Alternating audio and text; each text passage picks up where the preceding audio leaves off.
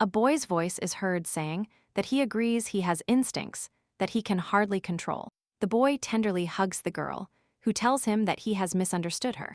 The boy shares his confidence that he finally managed to understand his own desires. The young man considers himself worse than any animal and tells the girl that she knows it very well. The girl's name is Selin. She is deeply immersed in her thoughts. Time stops for her. Selin needs time to sort out her feelings and not give in to momentary emotions. The girl hears the boy's voice saying there is no reason to worry, as she raised him with dignity. The boy feels that the girl is very nervous and tells her there is no reason to be afraid of him. He looks at her with a piercing gaze, radiating energy from his unusual yellow eyes. The boy asks Selin for help. He wants to be with the girl forever. Selin wakes up and gets up abruptly. She is in bed. The dream she had surprises her with its realism. Morning has arrived. Bright sunbeams enter through the windows of her bedroom. The girl is about to go to the bathroom. She cannot shake off the influence of a strange dream. She remembers with what passion the boy whispered in her ear and tries to remember who he is. Selin sank deep into her soul, the strange expression on the face of the boy from her night dream. She touches her neck. The girl clearly remembers the boy's gentle touches. A soft crackle is heard, bringing the girl back to reality. She looks at the cage next to the bed. Selin gets out of bed and puts on her slippers to approach the cage covered with a blanket. With an elegant movement, the girl carefully reaches out her hand to remove the blanket from the cage. Selin looks tenderly at the cute creature in the cage. She cannot take her eyes off it. The little nine-tailed magic fox is fast asleep. The removed blanket does not disturb its sleep. Selin, leading a squad, raids the city market to stop the illegal transport of monsters from the eastern continent.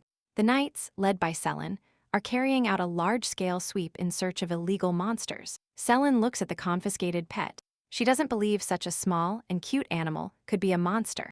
The girl believes the little fox needs her help and takes it home. Selin leaves the commercial area with a confident stride. A stranger's voice shouts at her. An old woman approaches Selin and carefully examines the pet in the cage. The old woman tells the girl that this monster is special and is a creature from the eastern continent. The old woman says a magical prayer and snaps her fingers. Magical dust appears in her hands. Selin looks at the old woman very cautiously and brings the cage closer to her. She realizes that the magical spell the old woman is casting belongs to the eastern continent. A young woman in expensive robes is sitting on a high throne and authoritatively examines Selin with a look. Who has approached her? Selin asks the girl sitting on the throne for help, as she knows she comes from the eastern continent. The girl invites Selin to sit in the chair next to the throne. Selin asks the girl how a monster from the eastern continent could appear in her city. The girl descends from the throne, lifts the blanket, and attentively examines the pet in the cage. The girl says that magic foxes grow a tail every 100 years, but this specimen, despite being small, already has 9 tails. Selin is not sure if her fox is 900 years old, as it looks very young. The girl tells Selin that magic foxes have a number of tails that represents the power they possess. The girl supposes that this child is special and is a child of heaven. When a millennial being discovers the truth, it becomes a sacred spirit of heaven. The girl says that this animal is very dangerous. Selin offers to let the baby go. The girl considers this a bad option, as in that case it will start attacking people. Selin's voice is heard offering to destroy the creature born of the spirit. The girl warns her to do so, as anyone who harms the divine creature will face severe punishment. The girl suddenly runs towards Selin and tells her she caught this creature in vain. The girl approaches Selin, freezes, and looks intently into her eyes. A girl's voice is heard asking Selin for her name. Selin tells her name. The girl advises Selin to raise the little fox and take it to the eastern continent. Loud conversation fails to wake the little fox, which continues to sleep peacefully in a metal cage. Selin hesitates, unsure if she is capable of raising a special magical creature. A girl's voice is heard, saying that this monster can take human form. The future of a magical creature depends on its upbringing. It can become a gift from heaven or a monster from hell. The girl tells Selin that she will have to let the monster from the eastern continent go if she wants to live a normal life. Selin hopes her problems will be solved after raising her pet and sending it home. Selin asks if the inhabitants of the eastern continent will be in danger. The girl tells her there is no such threat. The pet will be home and will join its mother. Selin realizes the full responsibility of the mission proposed to her and sinks deep into thought. Selin tries to ask the girl a question, but she interrupts her and tells her that Selin must raise this demon. The girl does not want the child of heaven to turn into a spawn of hell. The girl demands to hear her words and insists that Selin complete the assigned mission. Selin watches as the girl disappears into thin air, leaving behind fine streams of magical dust. Selin remains motionless near the cage and looks intently at the pet. The little fox sleeps deeply. It looks tired and weary. Selin hopes she can cope with the mission entrusted to her and raise a worthy pet. However, doubts constantly take hold of her thoughts. The girl has never had such an experience. Snoring quietly, the little fox keeps sleeping. Selin watches it silently, waiting for it to wake up. In the castle backyard, the knights diligently practice their sword skills. Selin announces to them that training is over for today, and they can leave. The knights obey their commander's orders without question, who for them is Captain Selin. The workday is over. Selin slowly walks towards her house. Before leaving for work, the girl applied a poultice with medicinal herbs on the pet's wounds, hoping this would help it recover. Selin's thoughts about her pet are interrupted by a knight who addresses her by name and intends to ask her a question. The young knight's name is Eric. Selin's voice is heard. She asks how she can help the boy. Eric informs Selin that the staff is very tired from the constant battles and the numerous training sessions. Selin tells the boy that they have no other choice, as cases of monster attacks have become more frequent, and there is a real threat to destroy the entire country. Eric completely agrees with Selin and intends to train hard in the future. The girl realizes that sometimes she is very hard on her subordinates, but she has no other choice. A quiet night falls. The full moon illuminates Selin's house with its bright light. A poultice of medicinal herbs did not much improve the young fox's condition. Selin watches the sleeping young fox. She is very worried about its health. She thinks it would be good to ask someone for help, but she doesn't know who can help her in this situation. Selin asks the order's priestess for help. The priestess reacts excitedly to the news about the magic pet and invites Selin to throw it away immediately. The priestess tells the girl that this creature is magical and can bewitch people, sucking their life force. The priestess's voice is heard, expressing indignation at the proposal to treat the monster. The young fox looks at the priestess with distrust. The priestess reads that the situation is serious and intends to destroy the pet before it causes trouble for others. Selin believes that it is possible to heal and raise a pet. She doesn't want it to die. The priestess stops near the cage with the pet and examines it carefully. The young fox lies motionless. It studies the priestess, who has approached it with no less attention. The gazes of the priestess and the young fox meet. The girl cannot take her eyes off her pet. The priestess falls under the strong psychic influence of the young fox and becomes enormously fascinated by the pet. The priestess feels psychic energy emanating from the young fox and tells Selin that the creature has charmed her. Selin disagrees with the priestess's opinion. The girl considers her feelings for the pet sincere. Selin asks the priestess to help her heal the young fox. She thinks about the promise she made to the priest from the eastern continent. The young fox attentively watches the girl's conversation and realizes that its fate is now being decided. The pet wants to attract attention, starts squealing loudly, and interrupts the girl's conversation. The priestess's name is Shura. She is not happy that the pet dared to interrupt their conversation, and she tells the young fox so. Selin recalls her conversation with the priestess from the eastern continent. She believes she can trust the girl, since she has magical powers. Selin resolves to fulfill her mission and, despite the difficulties, properly raise the pet entrusted to her. Shura believes fate is unfair to the girl and wonders why Selin should participate in raising a young fox.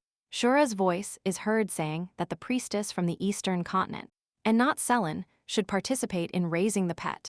Selin recalls the words of the priestess from the eastern continent. She asks to raise her pet with dignity so that it does not turn into a hellish creature. Selin doubts that what happened was an accident. She comes to think it was fate. Shura realizes the heavy burden of responsibility placed on the girl. Selin is an incredibly capable girl. She managed to become the captain of the Holy Knights of the Empire. In the past, in a difficult battle with superior monsters, Selin saved Shura's life. Shura intends to thank the girl for saving her and intends to help her. Priestess Shura apologizes for her behavior. She will fulfill the girl's request and start healing the fox. The girl carefully opens the cage door. The young fox approaches her hands. Shura takes the pet in her arms and invites the girl to keep the presence of this pet in her home a secret. Shura tells the girl that the magic pet is a boy. The young fox reacts aggressively when held by Shura, growling loudly and trying to escape from her arms. Shura uses her extensive knowledge in the field of witchcraft to prepare healing elixirs. Selin believes everything will be fine, the pet will recover, and in a year will become an adult. Shura asks the girl if she is getting married, as next year she will be 24 years old. Selin thinks she has no friends and spends her life alone, which she dedicates to serving the good of the state. She tells Shura that the god of the Western continent gave her life, and that is enough for her. Shura considers the girl a very strong person. She had never met such persistent people before. Selin wonders how long she will have the strength to lead that lifestyle. The young fox took the healing elixir and fell into a deep sleep. Shura says there is no need to worry too much, as the young fox will recover very quickly. Selin is grateful to Shura for not refusing her help and assisting her in a difficult life situation. The priestess is glad she could help her savior and thanks her for saving her life. Shura's voice is heard telling Selin that she is surprised by the girl's naivety. Shura says goodbye to Selin and tells the girl that she needs to clarify her feelings and positions in life. Finally, Shura warns the girl once again, telling her to be more serious and not forget that the pet is capable of sucking people's life force. Selin believes the threat is exaggerated. She intends to raise the pet properly so that it does not harm people. The girl tells Shura she is leaving, that the pet's magical powers do not affect her. The front door of the house closes, and the girl hears Shura's words that one should not underestimate a pet's instincts. Selin approaches the cage with the young fox. She notices its breathing is still heavy. The girl remembers her childhood. The young fox reminds her of her past life, full of suffering. Selin takes the young fox in her arms and realizes that cubs are cute even among monsters. The girl places the pet on her lap, strokes it gently, and wishes it a speedy recovery. The girl wishes the young fox to grow up quickly, make many friends, and meet a beautiful fox. The baby is abandoned by its mother near a large tree on the outskirts of the capital. A monk walking through the forest notices that there is an abandoned baby in the thicket and manages to save it before the monsters arrive. The monk takes the child to the orphanage. The orphanage students carefully examine the newcomer. The girl screams loudly and writhes, thrown on the floor. The attack causes her intense pain. The surrounding orphanage students cannot help the girl. They call the monk on duty for help. The orphanage students believe the girl will soon turn into a monster, and they discuss it out loud. The monks who arrived to help try to help the girl. They try to stand her up and read prayers. The orphanage monk notices huge magical scars on a girl's shoulder. The monk takes out holy water and sprinkles it on the curse mark on the girl's shoulder. The gathered monks talk about the girl. They believe the girl is cursed, and it is necessary to expel evil spirits from her. The nun tells the pastor that the girl reacted very strangely to the holy water. The pastor warns the monks that the girl has divine power and must be treated with care. The girl hid behind the wall and listens to the monks' conversation. Selin learns that she will be sent to serve in the holy state. The orphanage children play football happily. Selin spends time alone, looking at the happy children with envy. The girl believes she is cursed, and that is why her parents abandoned her. A football flies out of the playground and hits Selin on the head. The orphanage students approach the girl, make fun of her, and ask if they will be cursed. Selin hears the voices of the orphanage children, telling her she was born to be a monster. The high bishop tells the girl that she has a divine gift and must keep it secret. Selin wakes up in a cold sweat, as if reliving memories of her childhood. The girl tries to calm down and stares for a long time out of the open window. She realizes that dawn has already arrived. The curse seal causes the girl severe physical and mental suffering. Selin looks at her armor. She considers that her service is the only salvation from the curse. Recently, the curse seal has been activated. It causes the girl severe pain and destroys her from within. Selin falls to the floor next to the bed, trying with her last strength to deal with its attack. The girl intends to resist and become stronger. She thanks the gods for being alive. Dawn begins. The dark night gradually fades. A long and hard day awaits the girl. Selin sits on the edge of her bed. She thinks about the young fox and its future destiny. The young fox woke up. The girl notices that it is recovering very quickly. Selin believes the pet benefits from her care and the priestess's healing elixirs. The girl approaches the cage, recalculates the young fox's age to that of a human, and concludes that the pet is 19 years old. The young fox cannot stand the girl's long and direct gaze. Its fur bristles, and it starts hissing loudly. The girl assumes the pet is thirsty. The young fox calms down instantly. Selin brings a saucer of water to the cage. She invites the pet not to be naughty and to drink the water. A young fox approaches a glass of water very cautiously. It is in no hurry to drink and sniffs the water. The girl persistently asks the young fox to drink more water, as this will help its recovery. The pet refuses to drink. Selin recalls Shura's words that the young fox has a bad temper. Selin believes time is needed for the pet to get used to her and takes the young fox in her arms. The girl tells the pet that she poses no danger to it and that it should not be afraid of her. Selin thinks the young fox is very cute and cannot believe it is capable of harming anyone. The girl decides not to lock the young fox in a cage so that it can play in her room. The young fox scratches the girl's hands and with a sudden jump escapes from her grasp. Selin did not expect such a reaction from her pet. She is sure to find a common language with it. The girl tries to reach and catch the young fox that escaped from her. She manages to do this easily. She firmly holds the animal in her hand. The pet writhes and growls loudly. The girl appreciates the fox's cunning and realizes that it only pretends to be sweet and obedient. Taking advantage of the girl's inattention, the young fox bites her hand hard. Selin's voice is heard asking the pet to calm down, but the young fox continues to bite the girl's hand. The pet does not stop there and strikes Selin in the face with its paw. The young fox's sharp claws scratch Selin's face hard. The girl continues to hold the pet in her hands. The girl tries to calm the aggressive beast, responding kindly to its anger. She tells the young fox to stop misbehaving immediately. Selin continues to calm the pet and tells it that everything is fine and that no one will hurt it. Selin locks the young fox in a cage. She believes its free runs are over for today.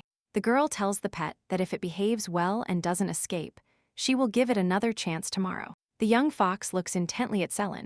It hears her voice, saying that the future depends only on its choice. Selin puts a saucer of water in the pet's cage. She again tries to give it something to drink. The young fox turns its head to the side, offended. It will not drink the water offered to it. Selin is annoyed that she cannot find a common language with her pet, but she has no intention of giving up and admitting defeat. Selin is very worried. Her soul is once again filled with doubts. The young fox looks intently at the girl. The pet has not drunk for a long time, but still will not touch the glass full of water. Another day passes. Selin's house is illuminated by the cozy light of the street lamps. Selin returns home after service, accompanied by a subordinate knight named Eric. Selin tells Eric that service is over for today and he can return home. The girl thinks that there are more and more monsters, and if this continues, there is a real threat of death for the country. Selin brought her pet water, milk, and a live chicken, but it touched nothing. Selin remembers that any touch causes strong aggression in the pet. The girl concludes that in the past, the pet was severely abused by evil people. Selin reflects on the terrible experience the pet endured in the Eastern continent. The girl believes that anger and resentment can sink deep into the heart of a young fox, which can turn it into an infernal monster. Selin decides that if the pet turns into a monstrous creature, she will be forced to kill it. The girl calls Eric. She wants to ask the boy some questions. Eric is happy to help Selin. The girl asks the boy if he has ever trained dogs. Eric tells Selin that he has extensive experience in training and keeping dogs. Eric recounts that he once had a four-legged friend whom he cared for a long time. The boy continues his story and tells Selin that his dog was an excellent hunter. Eric tells the girl that he didn't expect her commander to have a dog. Selin says she doesn't have a dog and that one of her close friends needs this information. A girl asks a boy what dogs like most. The boy tells the girl that dogs like to be petted and often taken for a walk. Eric remembers that his dog loved eating sweet potatoes and never refused this delicacy. Selin thinks Eric's dog's taste preferences are strange and wonders if the young fox would like sweet potato. Eric notices scratches on the girl's face and asks how the dog could have scratched her. The girl asks him not to worry about her and tells him that these are just trivial scratches. Eric advises the girl to be very careful when playing with pets and not to forget that they are animals. It is late at night. Selin returns home from her service. First of all, she goes to the cage with the young fox and sees that it has not touched the different foods. The girl tells the young fox to stop being naughty and start eating. She brought him a tasty delicacy. Selin continues talking to the pet. She approaches its cage, holding a large bag of sweet potatoes in her hands. The young fox looks at the girl with an incredulous look and carefully examines the package she is holding. Selin tells the young fox that today she will force the pet to eat anyway. The girl places a huge sweet potato tuber in the young fox's cage, hoping the fox will enjoy the gift. Selin sees that the sweet potato offered to the young fox did not particularly impress it. The girl suggests playing a game for the pet, imagining the sweet potato tuber as its prey. The young fox begins to get angry. Selin doesn't know how to make a young fox start eating. The pet is extremely dissatisfied with the girl's actions, especially with the huge sweet potato tuber she placed in its cage. Selin intends to bring the yam tuber to the young fox's mouth and try to feed it by force. The girl slowly brings the largest tuber to the young fox's mouth. She asks the pet to smell it. With a strong blow of its paw, the young fox knocks the yam tuber away, breaking it into small pieces. The girl is happy that, despite its poor appetite, the young fox has enough energy for its antics. Selin decides it is necessary to clean the cage and opens the door to let the pet out. She takes the young fox out of the cage and holds it in her arms. The pet resists fiercely. The young fox is full of anger and aggression. It does not want to be touched or held. In a fit of rage, the young fox strikes Selin in the face with its paw, leaving a serious wound on her neck. The young fox inflicted a serious wound on Selin. It looks at the girl with an indifferent gaze. Selin tries to stop the bleeding with her hand. The young fox is surprised by the calmness maintained by the girl. Selin takes the pet in her arms and heads to the table with the first aid kit to treat her wound. Selin's blood, falling on the young fox's head, causes him visions of his past life. While in captivity, the young fox was abused by its previous owners. The young fox tries to defend itself and strikes its old master in the face with its paw. The frightening-looking man becomes furious. He insults the young fox and tells him that he will be severely punished for such behavior. A man uses a huge whip to hit a young fox, and the blows cause it intense pain. With the help of physical punishment, the pet's old owner intends to break the young fox's will. The young fox calms down, realizing it is safe in Selin's arms. The girl feels that the pet is very nervous, tries to calm it down and warm it up. Selin gently strokes the young fox and tells it not to get nervous and to calm down. Selin tells the young fox that it is not to blame for anything. The reason for everything is the evil people who treated it badly. Selin continues telling the pet that these people understood nothing and treated it like a monster. As tears streamed from the young fox's eyes, the girl encourages the pet to endure and assures it that everything will be fine. The young fox is in the girl's arms. It cannot hold back tears. Selin continues to calm the pet. She is sure that a kind attitude towards the young fox will help her conquer the animal. The girl notices that the pet has calmed down and stopped trembling. She asks if everything is fine with him. Selin picks up a glass of water. She asks the young fox to stop being stubborn and at least drink some water. The girl persistently begs the pet to take at least a small sip of water. Selin slowly and carefully brings the young fox to a glass of water. The young fox is a little stubborn, but it does not break free as before and does not behave aggressively.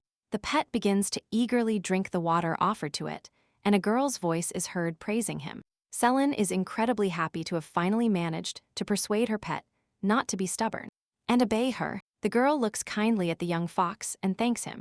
The pet drinks the whole cup of water, calms down, and falls asleep in the girl's arms. Selin returns from work. She worries that she stayed too long at work today. First of all, the girl goes to the room to check on her pet. She believes that its long sleep is restoring its strength. Selin asks the young fox to eat the food she brought and promises to bring him a chicken or a live duck next time. The girl is alarmed by the silence. She intends to check if everything is fine with the young fox. Selin enters the room and looks at the pet, which lies motionless in its cage. The girl senses that something is wrong and runs to the cage with the young fox. Selin is very scared. With quick movements, she tries to open the cage. The girl does not understand what could have happened to her pet. The young fox lies in its cage. It does not respond to the voice. The girl realizes that it tried to gnaw the cage bars. The morning sunbeams caress the young fox with their warmth. It feels much better. Regular proper nutrition and the priestess's healing infusions have put the pet in good shape. The young fox remembers yesterday and the girl's words that he did nothing wrong, and that the evil people are to blame for everything. These thoughts tire the young fox greatly, and it falls into a deep sleep. A woman in a rich robe stands on the palace terrace and looks silently into the distance. A young fox tries to jump into the woman's arms and calls her his lover. The woman looks intently at the young fox. Soon she will have to decide his fate. The young fox is very happy to meet the woman. He says he missed her very much. The woman does not respond to the young fox's feelings. The pet is very upset by her reaction. The young fox senses aggression and dark energy emanating from the woman. A woman's voice is heard, saying that the nine-tailed fox will be just like its mother in the future. Therefore, it is necessary to get rid of it. Strong hands grab the young fox. It squeals loudly and tries to resist. The young fox is thrown to the ground. A black and oppressive void surrounds it, and it loses consciousness. The young fox regains consciousness. He sees a nightmare-like man next to him, laughing loudly with a sinister laugh. The pet is chained to the wall. They constantly punish him by whipping him with a huge whip. Wild fear and rage take hold of the young fox. He intends to escape the dungeon immediately. The young fox runs nonstop. He wants to be as far away as possible from the infernal dungeon.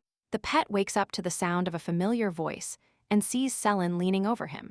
The young fox carefully examines Selin, with tears in his eyes. The girl notices a change in the pet's condition and asks if he is okay. Selin tells the young fox that she is very worried about him and once again asks the pet what happened. The girl calls her pet a cute fox, takes him in her arms, and squeezes him tightly against her chest. Memories capture the pet again. The young fox remembers the smell emanating from his previous owner. Selin's affection and kindness calm the young fox, who falls asleep in the girl's arms. A girl's voice is heard, inviting the pet to tell about everyone who harassed him. Selin promises to punish everyone involved in harassing the young fox. A girl tries to cook a sweet potato to give her pet a treat. This time she decides not to feed the young fox raw yam, but to boil it. Selin remembers her subordinate Eric and his faithful dog, who has very strange taste preferences.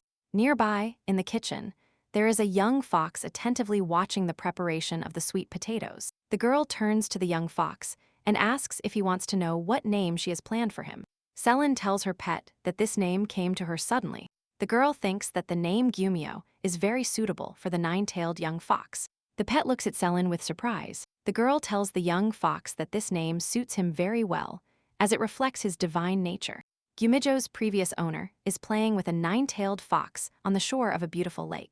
Gyumijo's previous owner tells the fox that he must pay close attention to the person who calls him by name. She tells Gyumio that this person will be able to discern his true nature. Gyumijo has a question about what to do if a person simply guesses his name. Selin asks the young fox if he likes his new name. Gyumijo hears a voice in his head, telling him that he needs to listen to his soul. He listens carefully to the girl, who says she thinks this name would be suitable for a young fox. Gyumijo has great doubts. He thinks about the possibility of a simple coincidence.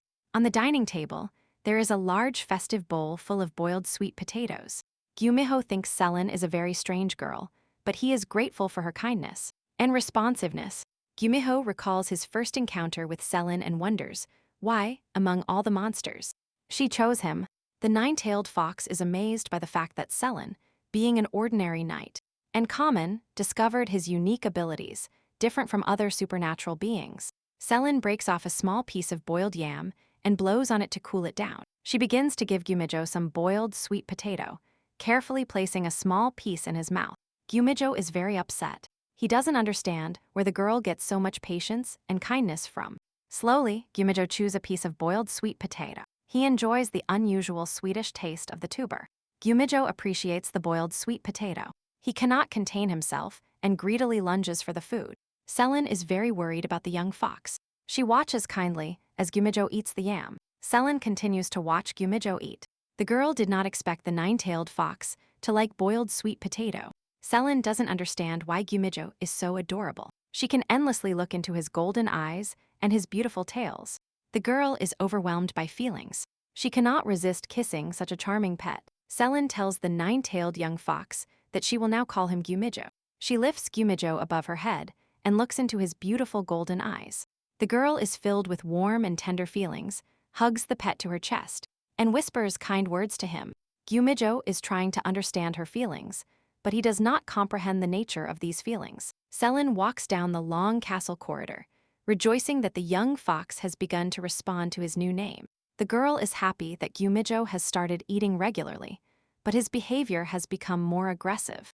The girl's thoughts are interrupted by the knight Eric, who loudly greets Selin. Carefully examining Selin's injured face, Eric is very surprised by her appearance. He inquires about the girl's well-being and asks where she received so many injuries. Selin replies that there is no need to worry about her, as her injuries are just small scratches. The boy replies that the entire team is very worried about Selin.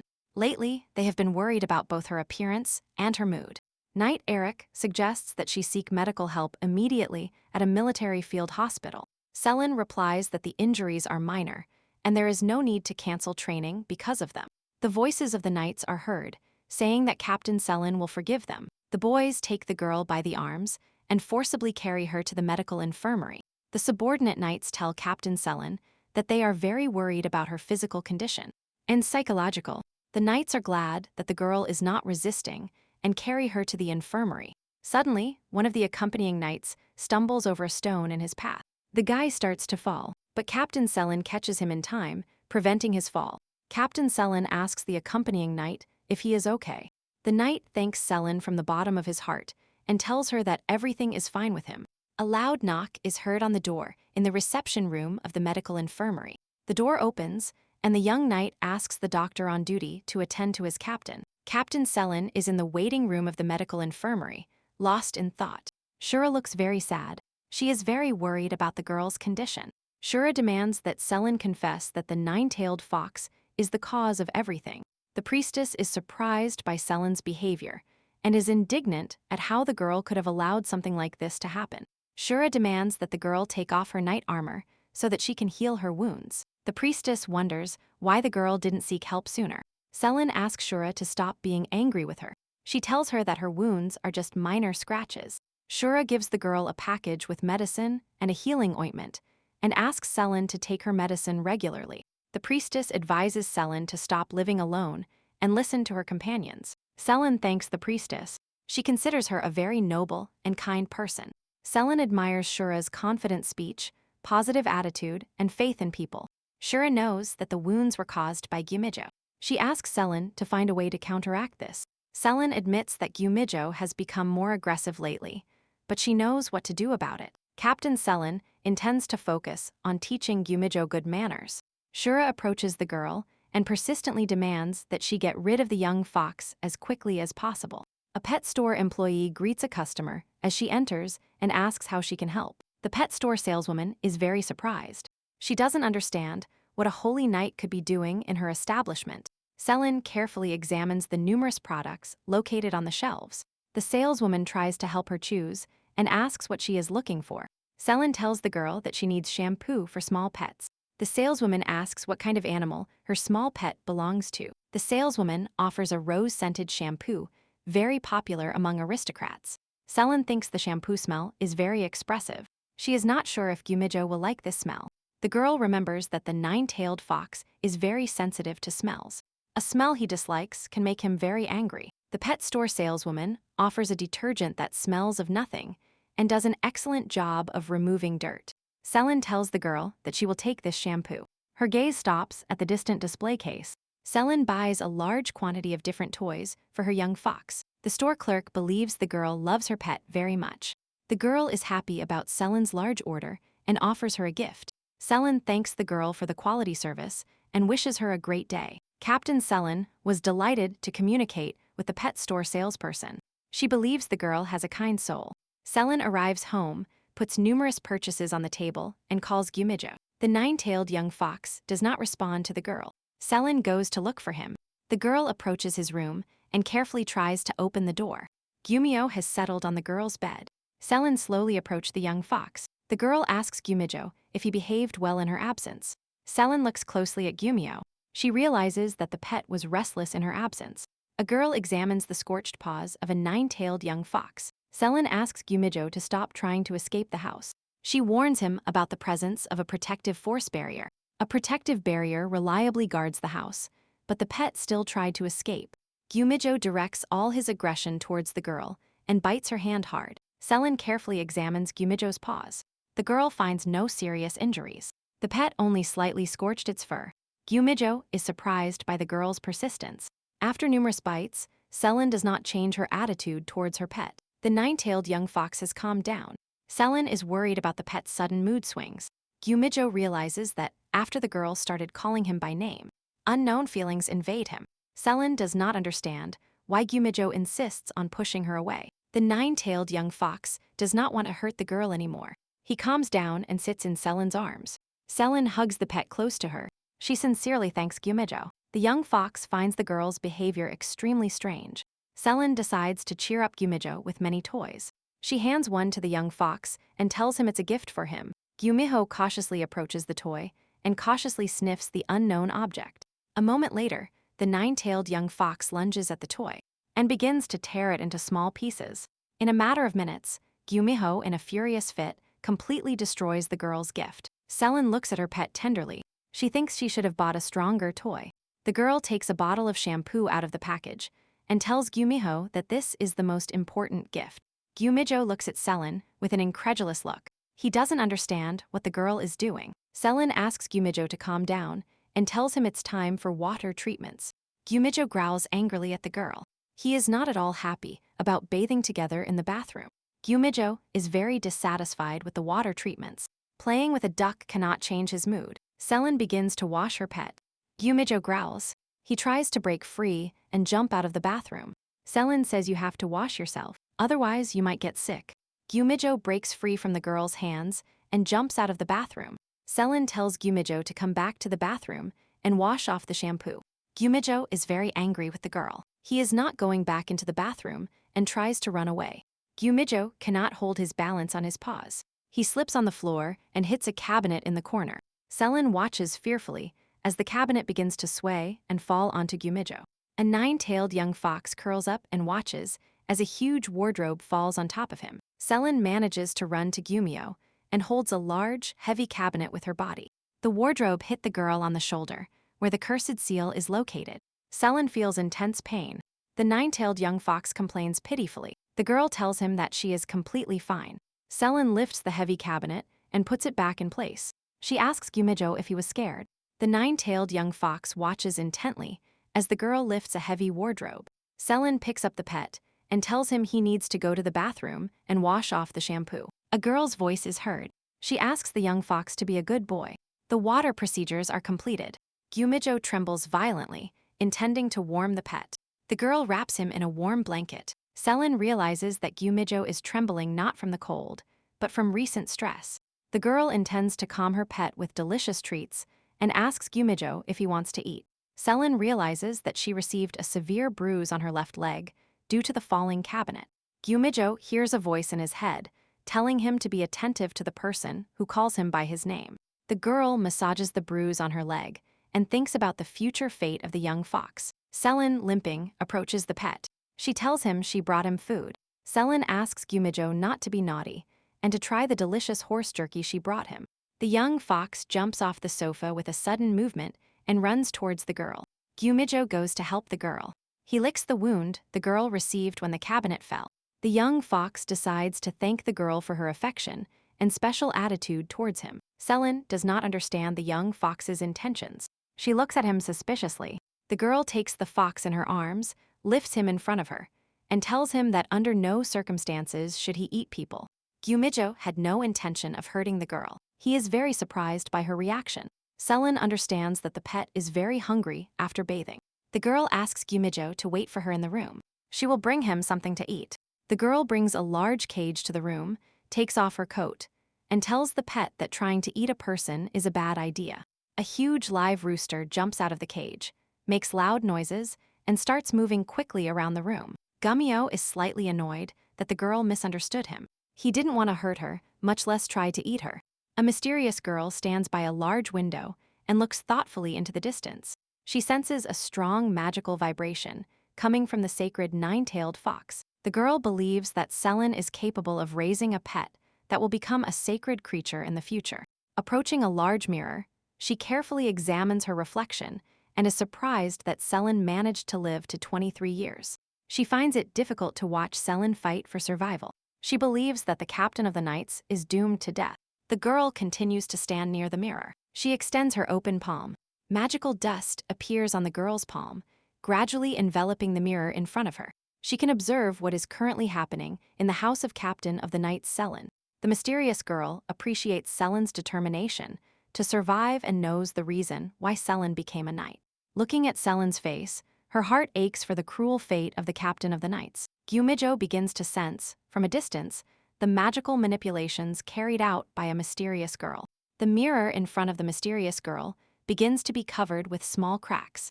The sound of breaking glass is heard. The mirror in front of the mysterious girl shatters into small pieces. The girl realizes that the nine-tailed young fox sensed her presence and is surprised by his unique abilities. The girl has no doubt that Selen will be able to raise Gyumijo with dignity.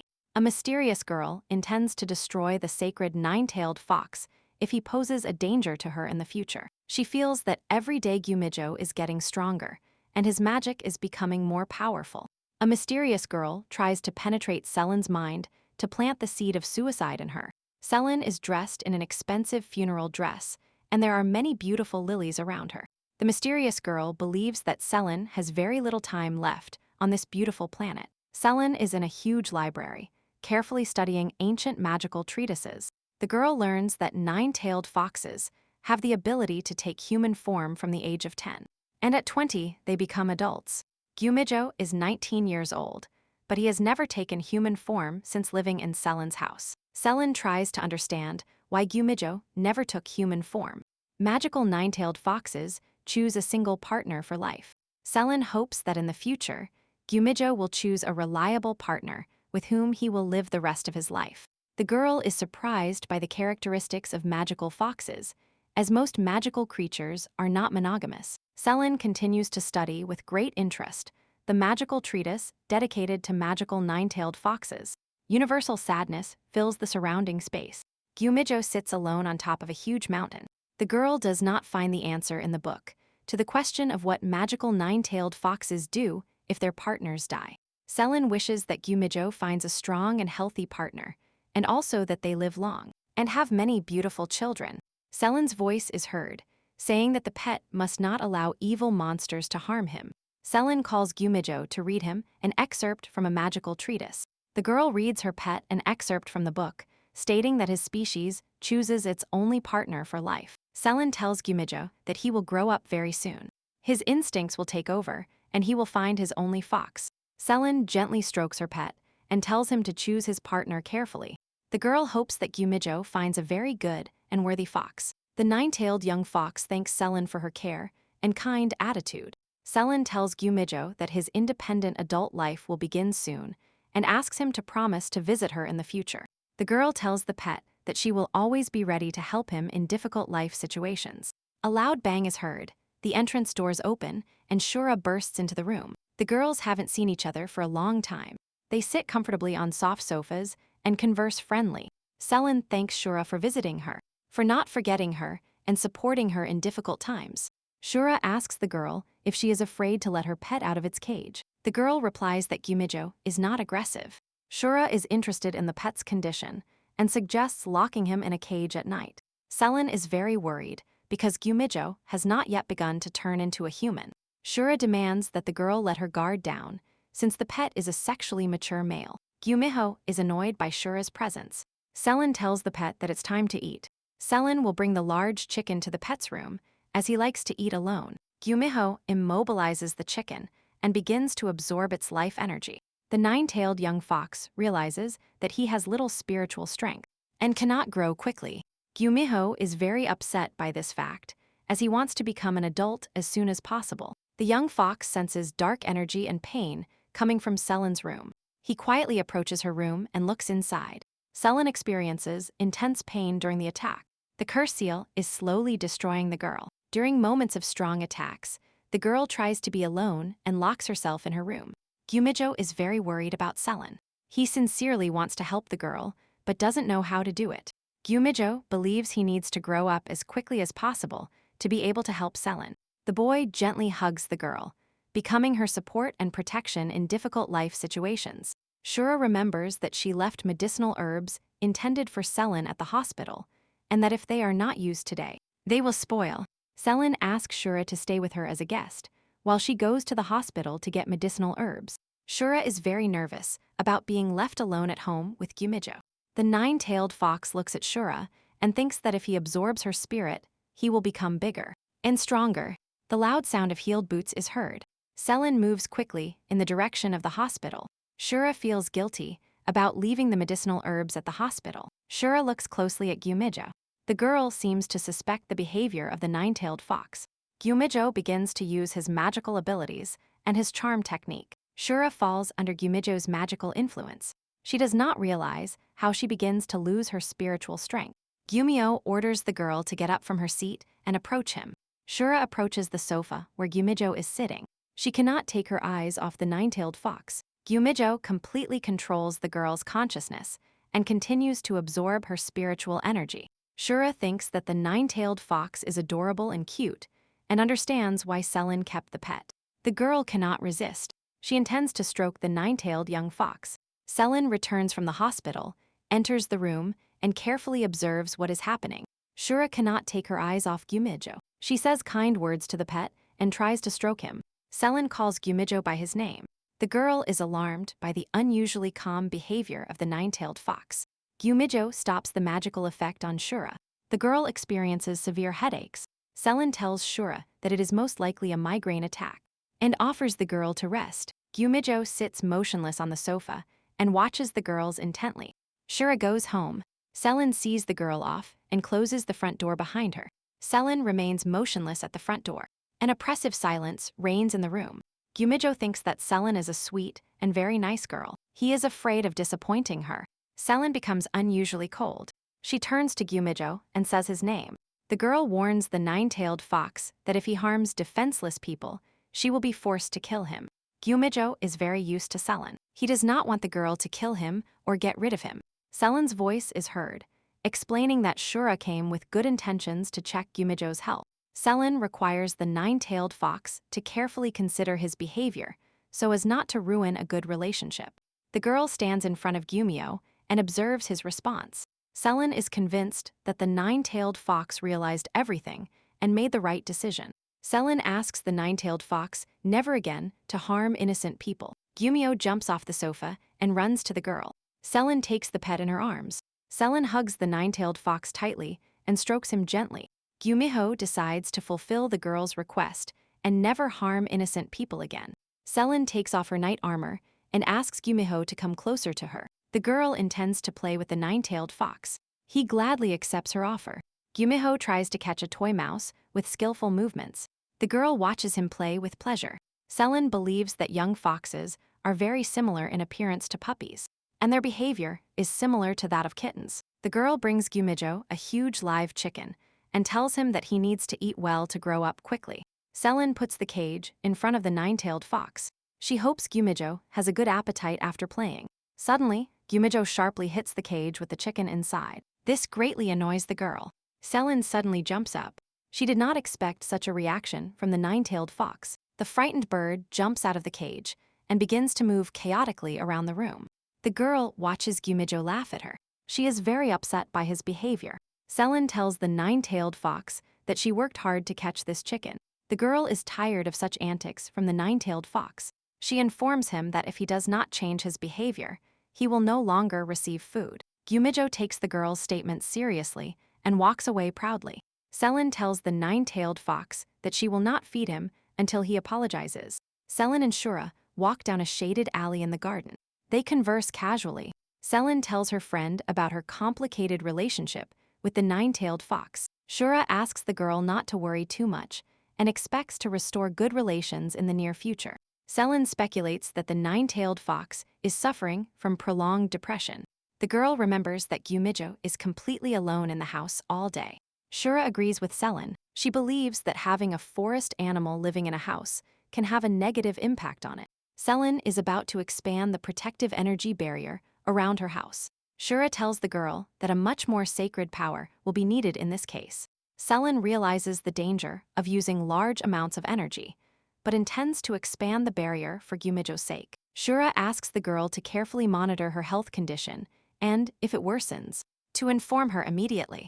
Selin promises Shura that she will monitor her health and thanks her for her concern. The energy shield expands throughout the house, providing additional space for her pet. Selin sits next to the pet and watches intently as he sleeps deeply. The girl carefully touches Gyumijo and invites him to talk. She intends to make peace with the pet. Upon waking up, Gyumyo realizes that Selin really wants to talk. The girl seems excited. The nine-tailed fox is still very offended by past events. He does not want to establish contact. Selin takes Gyumyo in her arms. This greatly irritates the fox. He starts biting the girl's hand. The girl says that they need to have a serious conversation. Gyumyo does not stop and continues to bite Selin. The girl insists that the nine-tailed fox calm down and participate in the conversation. Gyumyo stops biting Selin. However, he is still hurt and does not want to communicate with her. Selin takes Gyumyo outside to give him enough space to roam. The girl believes that the pet's aggressive behavior was due to its long stay in a small house and its monotonous diet. Gyumyo looks at the girl attentively. He feels her strong desire to make peace with him. The protective energy barrier has expanded significantly, giving Gyumyo the opportunity to walk in a wonderful forest. Selin is happy that the nine-tailed fox can enjoy walks in the forest and cannot go far beyond the barrier. The girl carefully puts the little fox on the ground, wondering how he will react to the opportunity to move freely in the forest. The nine-tailed fox has not eaten for a long time. Selin intends to treat Gyumyo to a festive dinner. A girl removes the blanket from a large cage where a huge bear sleeps. Selin says goodbye to Gyumyo. She wishes him a good time and to relax outdoors in the forest. Selin hopes their relationship will improve and that old grievances will be a thing of the past. Quite some time passes. A knock is heard at the door.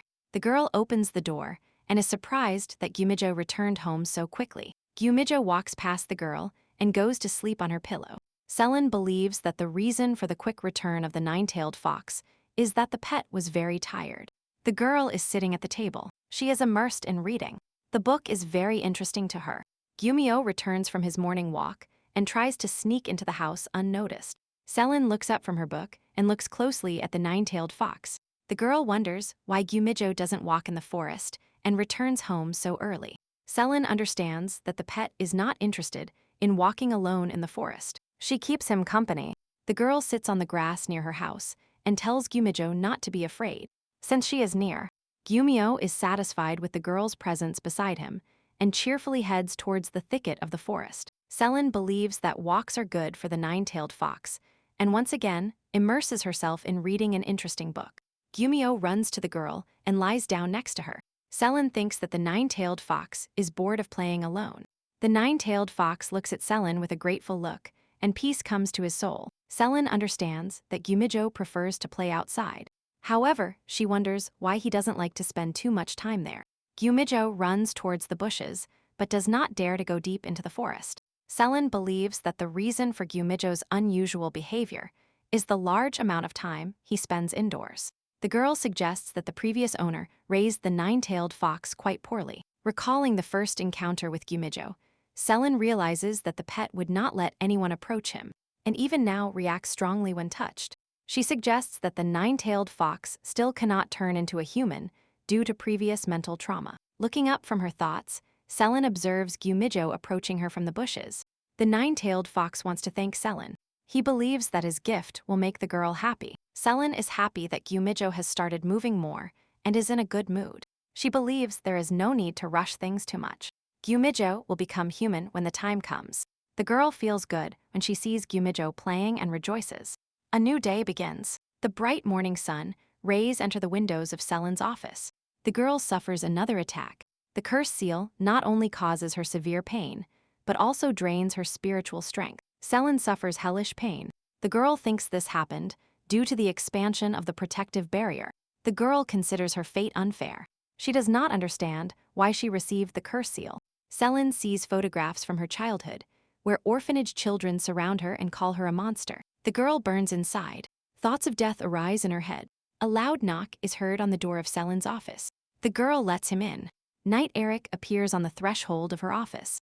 The guy is very excited. He is in a hurry to report on the monster attack. Selin asks the guy to calm down and pull himself together, saying that the Holy Knights must remain calm in all situations. Eric informs Selin that the monster attack was unexpected and that they defeated the border garrison of the Holy Knights. Selin orders a general meeting to be announced. The girl says that recently the number of monsters has increased significantly. She is convinced that the monster activity is not an accident and decides to contact the main headquarters. The cursed seal activates again. Selin orders herself to endure unbearable pain. She quickly heads to the main castle square, thinking that she needs to survive and protect her loved ones. For many centuries, the Holy Kingdom was protected from monsters by an order of knights. In the center of the main temple, there is a huge divine crystal that protects the Western continent with the help of a magic barrier. The guy tells the senior bishop that the divine crystal is gradually losing its magical power. He continues his story and informs the senior bishop that last night, the divine crystal almost completely lost its power and allowed the monsters to attack the borders. The guy asks the senior bishop for permission to interrogate the holy guards. The senior bishop agrees that the situation is serious and asks to be given time to make a decision. The conversation between the senior bishop and the young man is interrupted by a holy guard who enters the room. Taking advantage of the weakening of the protective barrier, a large number of monsters continuously attack the borders of the kingdom.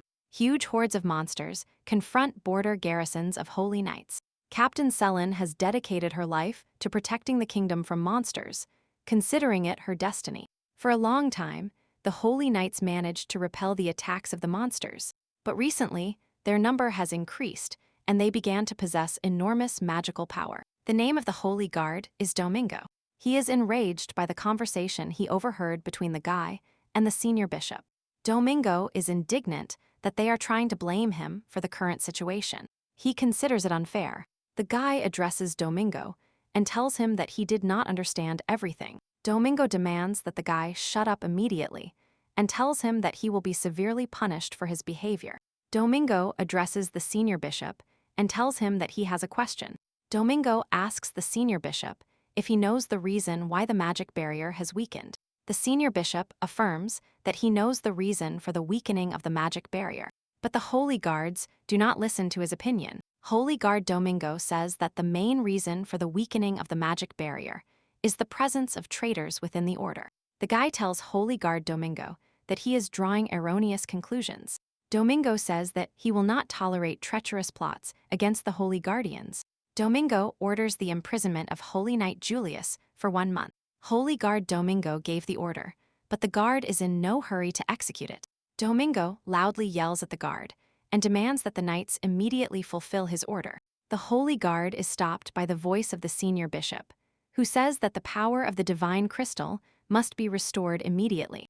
Domingo tells the senior bishop that he will handle this problem himself. The senior bishop believes that the actions of the Holy Guard could lead to the death of the kingdom.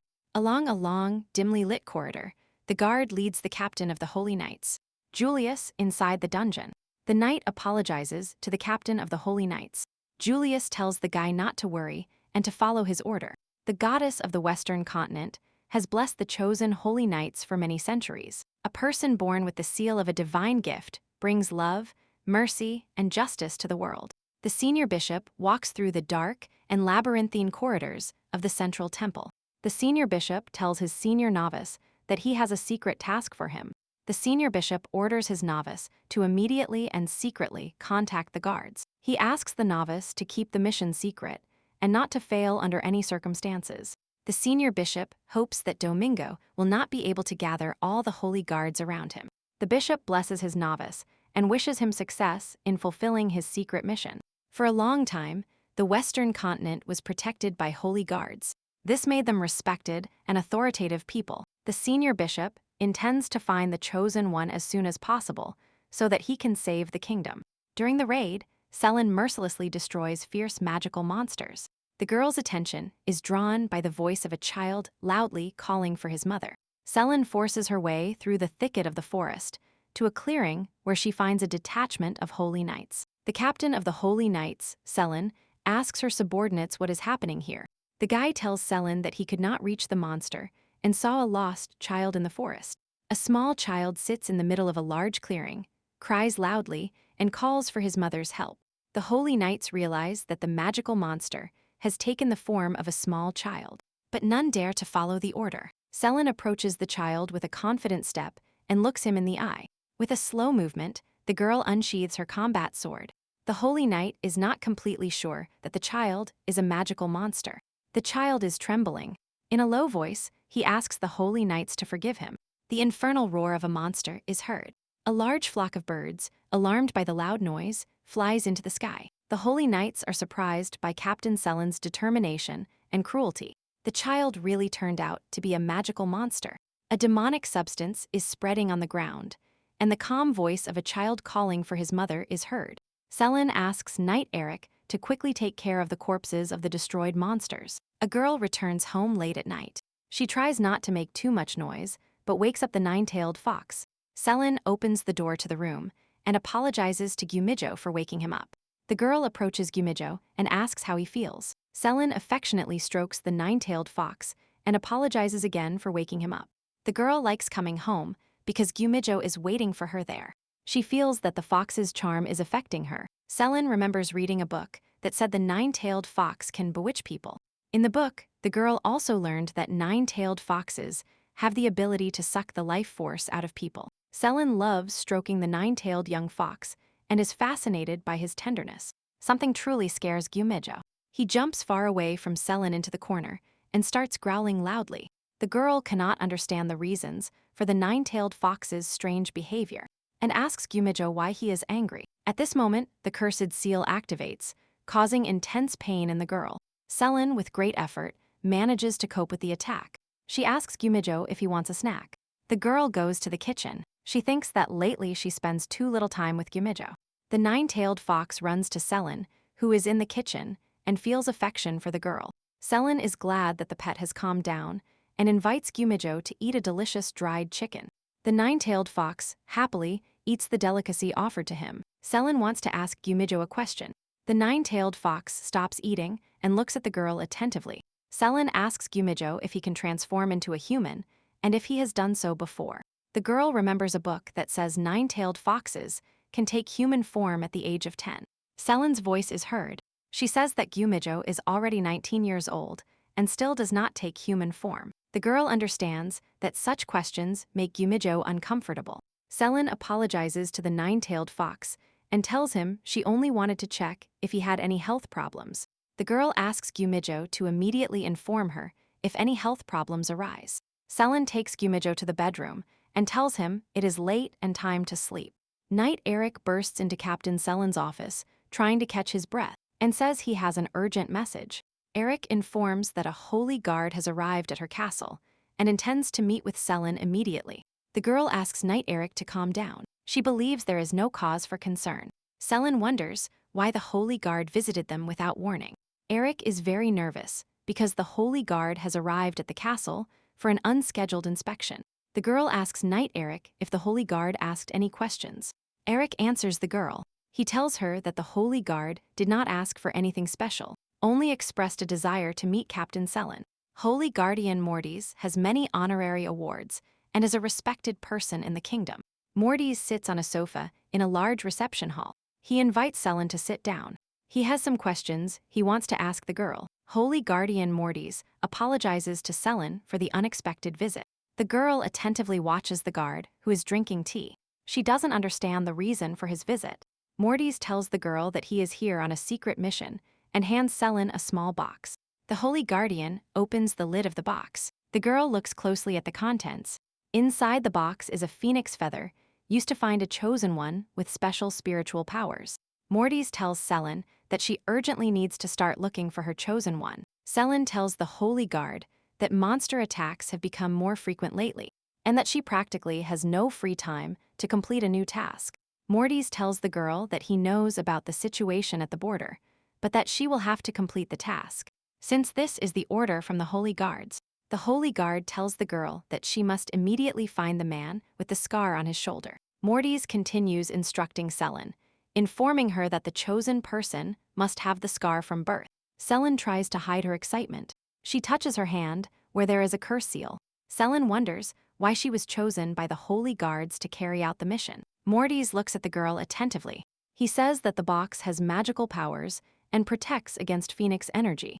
Selen discovers that only a few chosen ones can touch the phoenix feather.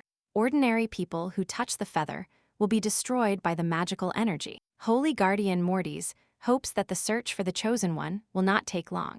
In the kingdom, many people are born with a magical seal on their shoulder, but they do not know that they possess colossal power. Morty's warns Selin once again that only people with sacred power can touch the feather. The Holy Guard leaves the girl. As he says goodbye, he tells her that it is necessary to keep her mouth shut, as this mission is secret. Selin has been very busy lately. She has been studying the statistics of monster attacks over the last month. The girl is upset because, in addition to her main job, she will also have to carry out a secret mission. Recently, a pack of werewolves appeared on the border of the kingdom, attacking nearby settlements daily. The scout informs Captain Selin that they have tracked the location of a werewolf pack. Captain of the Knights, Selin orders her subordinates to surround the area where a werewolf pack has been spotted. Selin, along with the Holy Knights, goes in search of a werewolf pack. The girl begins to feel the presence of strange vibrations. The accompanying Holy Knight is impressed by Selin's abilities. Selin and the Holy Knights approach a clearing where a werewolf pack is located. They slowly approach the werewolves. The Holy Knight is ready to attack the werewolves. Selin orders him to take his time. A girl from a hiding spot observes a werewolf pack and notices the strange behavior of the monsters. A werewolf pack attacks a small puppy. Selin tries to understand what is happening. The girl slowly draws her sword from its scabbard and tells the accompanying knight that she will go into the attack alone. Selin jumps out of her hiding place and fearlessly attacks the werewolf pack. With her unexpected attack, the captain of the Knights, Selin, took a pack of werewolf monsters by surprise. The girl uses her many years of sword skill against the enemy. The werewolves rush towards the girl. Captain of the Knights, Selin mercilessly destroys the monsters. Selin single-handedly faced an entire pack of werewolves, sheathes her sword, and looks at the little werewolf puppy. A frightened little puppy lies next to a huge slain werewolf. The girl knows that werewolves are very aggressive and constantly attack people, but the puppy shows no aggression. The captain of the Knights, Selin, looks at the puppy. She doesn't feel the evil energy that usually comes from werewolves at all. Knight Eric wonders what to do with the little werewolf pup. Selin tells the guy that the puppy hasn't hurt anyone yet, that the girl will let him live. The werewolf pup takes human form, approaches Selin, and asks her for help. The werewolf pup tells the girl that he won't survive alone in the forest, and asks Selin to take him with her. Knight Eric asks Selin to be on guard, since there is a werewolf by her side. Even if it's small, Selin tells the guy not to worry, and that she doesn't feel the evil energy from the werewolf pup. The girl believes that a magical creature has the right to choose between good and evil. Selin thinks that the path a magical being takes depends on upbringing, not birth. The young werewolf asks Selin to take him with her. He tells her that he won't hurt her and promises to be useful. The werewolf pup tells that evil werewolves killed his mother, and they wanted to take care of him. The Holy Knight tells Selin to critique the young werewolf's words. Selin believes that the young werewolf is not dangerous and is going to take him with her. The young werewolf informs that his mother told him that there are many good and kind people. The girl takes off her cloak and wraps the young werewolf in it to keep him warm. The Holy Knight watches Selin with great concern. He believes that even werewolf puppies are very dangerous. Selin says there is no reason to worry, as many people have already raised young werewolves. The Holy Knight considers raising a young werewolf a very dangerous idea. Selin tells the guy that the young werewolf is a harmless puppy and suggests he be more human. The girl asks the Holy Knight not to worry about her. She intends to raise the young werewolf with dignity. Selin arrives home and shows her house to the young werewolf, telling him that she will soon introduce him to Gumijo. A young nine-tailed fox runs out of his room and looks surprised at the young werewolf. Selin asks Gumijo to greet and meet their new family member. Gumijo is sincerely surprised by the unexpected news that a young werewolf will now live with them. Selin decides to give the young werewolf a name. She thinks the name Beowulf would suit him perfectly. Gumijo cannot hide his emotions. He is not happy that Selin is giving her affection and care not only to him. Selin reassures the young werewolf. She hopes that the young magical creatures will become friends. Gumijo has no intention of sharing a home with the young werewolf. He growls loudly and prepares to attack Beowulf. The young werewolf gets into a fighting stance, filled with anger, intending to punish Gumijo for his behavior. The pets furiously throw themselves at each other. Selin's voice is heard. The girl demands an immediate stop to the fight. Selin is trying to separate the fighting pets. She is very unhappy with the behavior of the magical creatures. The girl did not expect such an aggressive reaction from Gumijo. She cannot believe that he started the fight. Gumio cannot reach the young werewolf, so he unleashes all his aggression on Selin. The girl demands that Beowulf calm down and not give in to Gumijo's provocations. Beowulf calms down and relaxes. He hears Selin's voice, who tells him that Gumijo is her friend. The young werewolf apologizes to the girl and tells her that werewolves are very impulsive creatures. It is difficult for them to control their aggression. Beowulf promises the girl that in the near future, he will learn to control himself and not succumb to provocations. Selin tells the young werewolf that he needs to control his aggression so as not to become a bad creature. The girl promises Beowulf that she will help him control aggressive emotions. Beowulf promises the girl that he will do everything possible to become a good werewolf, and that he intends to become a good creature when he grows up. Selin asks Beowulf how old he is. The young werewolf cannot answer the girl's question and thinks about her inquiry. Beowulf states that he is 4 years old and will soon become an adult werewolf. The young werewolf talks about how werewolves become adults at the age of 5, and that he only has 1 year left to reach adulthood. Selin tells Gumijo that he will become an adult, along with Beowulf at the same time. The next morning arrives. The pets try to wake Selin up. The girl immediately asks them to stop. Selin cannot recover from a strange dream for a long time. A strong feeling of anxiety does not leave her. The girl pays attention to Beowulf, who is next to her. Thanks to good nutrition and care, the young werewolf looks healthy and cheerful. Selin notices a big difference between Beowulf and Gumijo. The werewolf is younger than the nine-tailed fox and at times acts like a child. The girl is not happy that Beowulf is in the house without clothes. She asks him to wear clothes when he is in human form. Selin asks Gumijo to take care of Beowulf like a little brother. Gumijo agrees. He and Beowulf have developed a good friendship lately. Selin notices that Gumijo has become even cuter and more attractive recently. The girl believes that the reason for this is the presence of Beowulf in her house. The girl feels someone trying to breach the protective barrier installed around the house. Selin asks Beowulf and Gumijo to hide in the forest, while she goes to inspect the local area. Selin sees a stranger near the main door. She asks him who he is and what he is doing here. The stranger turns towards the girl. Selin recognizes him as the Holy Guardian Mortis. The Holy Guard apologizes for the unexpected visit. He needs to urgently inform the girl about a change in the action plan. The voice of the Holy Guard is heard asking the girl if they can come into the house and talk. Selin wonders if Gumijo and Beowulf manage to leave the house and hide in the forest. Holy Guardian Mortis notices that Selin is very tense and asks the girl about it. Selin tells the Holy Guard that everything is fine and that the reason for her nervous behavior is a strange night dream. Behind the Holy Guard, Morty's sitting on the sofa. There are large windows behind which Gumijo and Beowulf are playing. The girl is very nervous. She doesn't want the Holy Guard to find out that magical pets live in her house. Holy Guardian Mortis realizes that the girl is looking out the window and asks Selin where she is looking. Selin tries to distract the Holy Guard and offers him a cup of tea. Mortis sees the girl's nervous state and asks her if she is all right. Selin says there is no reason to worry. She informs the Holy Guardian about the completion of the mission.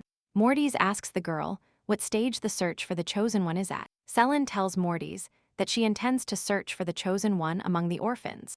Mortis's voice is heard. He tells the girl that in 9 months, she will have to go serve in the main temple. Mortis tells Selin that she will have to give up her former life and dedicate herself to serving in the main temple. The Holy Guardian wants the girl to concentrate fully on the secret mission. Mortis gets up from the comfortable sofa, feels a little weak, and asks the girl for some water. The Holy Guardian experiences a severe headache, and a girl's voice is heard asking him if he is all right. Mortis says it will pass soon, and that the girl does not need to worry about him. The Holy Guard sees before him a field of dark energy that captures everything around it. He loses consciousness. Selin sees that the Holy Guard loses consciousness and falls to the ground. She runs to Mortis. The Holy Guard lies on the ground, struggling to resist the huge flow of dark energy. Mortis regains consciousness after the attack. He asks the girl how she feels and if she is injured. Selin observes the Holy Guard looking in her direction. She doesn't understand where he is looking, as his gaze is unfocused. Suddenly, the girl realizes that there is a young 9-tailed fox next to her. Gumijo got bored in the forest and, disobeying the girl's orders, snuck into the house. The girl says that this is her pet fox. Mortis carefully examines the pet and replies that this animal looks like a monster from the eastern continent. Morty's extends his hand to the girl to help her stand up. Gyumijo, who is on the girl's shoulder, reacts aggressively towards the holy guard. He growls loudly and barks at Morty's. Suddenly, Gyumijo runs towards the holy guard and bites his outstretched hand towards the girl. Selen pulls Gyumijo away from the holy guard and demands that the nine-tailed fox stop this behavior immediately. Morty's asks the girl why she didn't kill the monsters living in her house. The holy guard says that the young werewolf is not aggressive towards people, but with Gyumijo, everything is different. The girl asks the holy knight to give her some time. She intends to explain everything to him. Selen tells Morty's how she met a nine-tailed fox during a raid on the eastern continent. The voice of a girl is heard saying that the young nine-tailed fox immediately caught her attention due to his uniqueness. The girl continues her story, but Morty's abruptly interrupts her. The voice of the holy guard is heard asking the girl if she felt the magical energy of the pet. Selen replies affirmatively. The girl continues telling the story of Gyumijo to the holy guard. Morty's sinks into deep thought. The holy guard thinks that since the first encounter with Selen, she seemed a little strange to him. Morty's looks at the girl attentively. He is surprised that an ordinary knight can feel the energy of a magical creature. The holy guardian thinks about how society will react when it finds out that the commander of the holy knights is raising little monsters. The girl counts on the prudence and kindness of the holy guardian. She hopes that Morty's will understand her and allow her to continue raising her pets. Holy guardian Morty's asks the girl if Gyumijo has ever sucked human energy before. The girl answers. She says that aggressive behavior is extremely rare in Gyumijo. Selen tries to convince the holy guard that he is not dangerous to others. The holy guard leaves the girl. As he says goodbye, he tells her that today's meeting surprised him greatly. Selen follows the holy guard with her eyes. His voice is heard. Morty says that one should not trust monsters too much. Morty's reaches the main door, turns sharply, and tells the girl that he will bring her illuminated collars. Morty's tells the girl that if she intends to have little monsters in her house in the future, she will have to put illuminated collars on them. More and more monsters are attacking the borders of the kingdom. Selen has to participate in protective raids more often. Shura pays attention to the girl's poor health and shouts at her loudly. Shura runs towards Selen. She sees no wounds on the girl's body and asks her what happened. The priestess is very worried about Selen's condition. She cannot understand what happened to the girl. Selen's spiritual strength abandons her. She experiences great pain and struggles to resist. Unbearable pain comes from the curse seal located on the girl's shoulder. The holy knights have dealt with the vanguard of the monsters. They are destroying the bodies of the defeated monsters. Using a swift horse, Selen will reach her home as quickly as possible. Shura asks the girl if she is strong enough to get home alone. Selen replies that there is no reason to worry and asks the priestess not to worry about her. Selen cannot go to the hospital. She doesn't want others to know about her curse seal. The girl is visited by unpleasant memories of her past life, which she spent in a monastery shelter. She clearly remembers the moments of the attacks she suffered as a child. Because of the curse seal, those around her considered her dangerous. They thought she would turn into a monster. Selen believes that fate is unfair to her. She doesn't understand why she has to endure these hellish pains. The girl arrives at her house. Her pets watch her. They cannot cross the protective barrier. Gyumijo and Beowulf look at the girl. They see that she is in very bad shape, but they cannot help her, as they are held back by a protective barrier. Beowulf hits the protective barrier with all his might, but it yields no result. The attack reaches its peak. The girl cannot bear the pain and begins to lose consciousness. Beowulf turns to the nine-tailed fox and asks him to come up with something. The young werewolf looks at Gyumijo. With surprise and strong changes begin to happen to the nine-tailed fox. Selen is very weak, and with the help of superhuman efforts tries to stay conscious. A handsome young man approaches Selen. He hugs the girl and tells her that everything will be fine. Gyumijo was able to take human form and intends to save Selen. In the pouring rain, the nine-tailed fox in human form carries Selen to the house. The girl tries to tell Gyumijo something, but she doesn't have the strength to speak clearly. Gyumijo carries the girl into the house territory. Passing the protective barrier, Beowulf is surprised by the nine-tailed fox's transformation. Selen makes strong moans. Gyumijo calms the girl. He tells her that everything will be fine. The nine-tailed fox carries the girl to her room and carefully places her on the bed. He asks Beowulf to bring him a wet towel. Gyumijo is very worried about the girl's condition and asks her to open her eyes. The nine-tailed fox believes that it is necessary to remove Selen's armor and wet clothes. Gyumijo has no experience transforming into human form and has difficulty with fine motor skills. Selen lies unconscious on the bed in her room. The curse seal had never caused her such pain. Gyumijo is next to the girl. He really hopes that her condition will improve. The nine-tailed fox recalls the girl's past attacks. He decides that he will not leave her alone with her pain now. Gyumio carefully examines the curse seal on the girl's hand. He quietly tells Selen not to touch the curse seal. Selen finds the strength to answer Gyumijo and thank him for his help. The girl warns Gyumijo not to touch the curse seal with his hands, as it could cause him great harm. Gyumio carefully examines the girl's wound. He is not sure if it is a mark from a childhood curse or a wound from a monster bite. The curse seal devours the girl from within. She no longer has strength. She can barely withstand unbearable pain. The nine-tailed fox has the ability to absorb the life force of people, but he doesn't know if he can absorb magical power. Gyumiho decides to try to absorb the magical power of the curse seal to free the girl from her pain. The nine-tailed fox watches as the curse seal devours Selen from within at an incredible speed. Gyumio leans over the girl and realizes that Selen will not last long and will soon die. The nine-tailed fox believes he has no other choice. He begins to absorb the magical power of the curse seal. The girl regains consciousness, abruptly sits up, and tries to recall the chronology of events from yesterday. Selen still feels a lot of pain, but the attack has passed and she feels better. The voice of the nine-tailed fox is heard. Gyumijo asks the girl to try not to make any sudden movements. A nine-tailed fox in human form appears in the doorway of Selen's room. He brought breakfast for the girl. Gyumijo tells the girl that she needs to eat well and recover from her attack. Selen still cannot believe that Gyumijo took human form.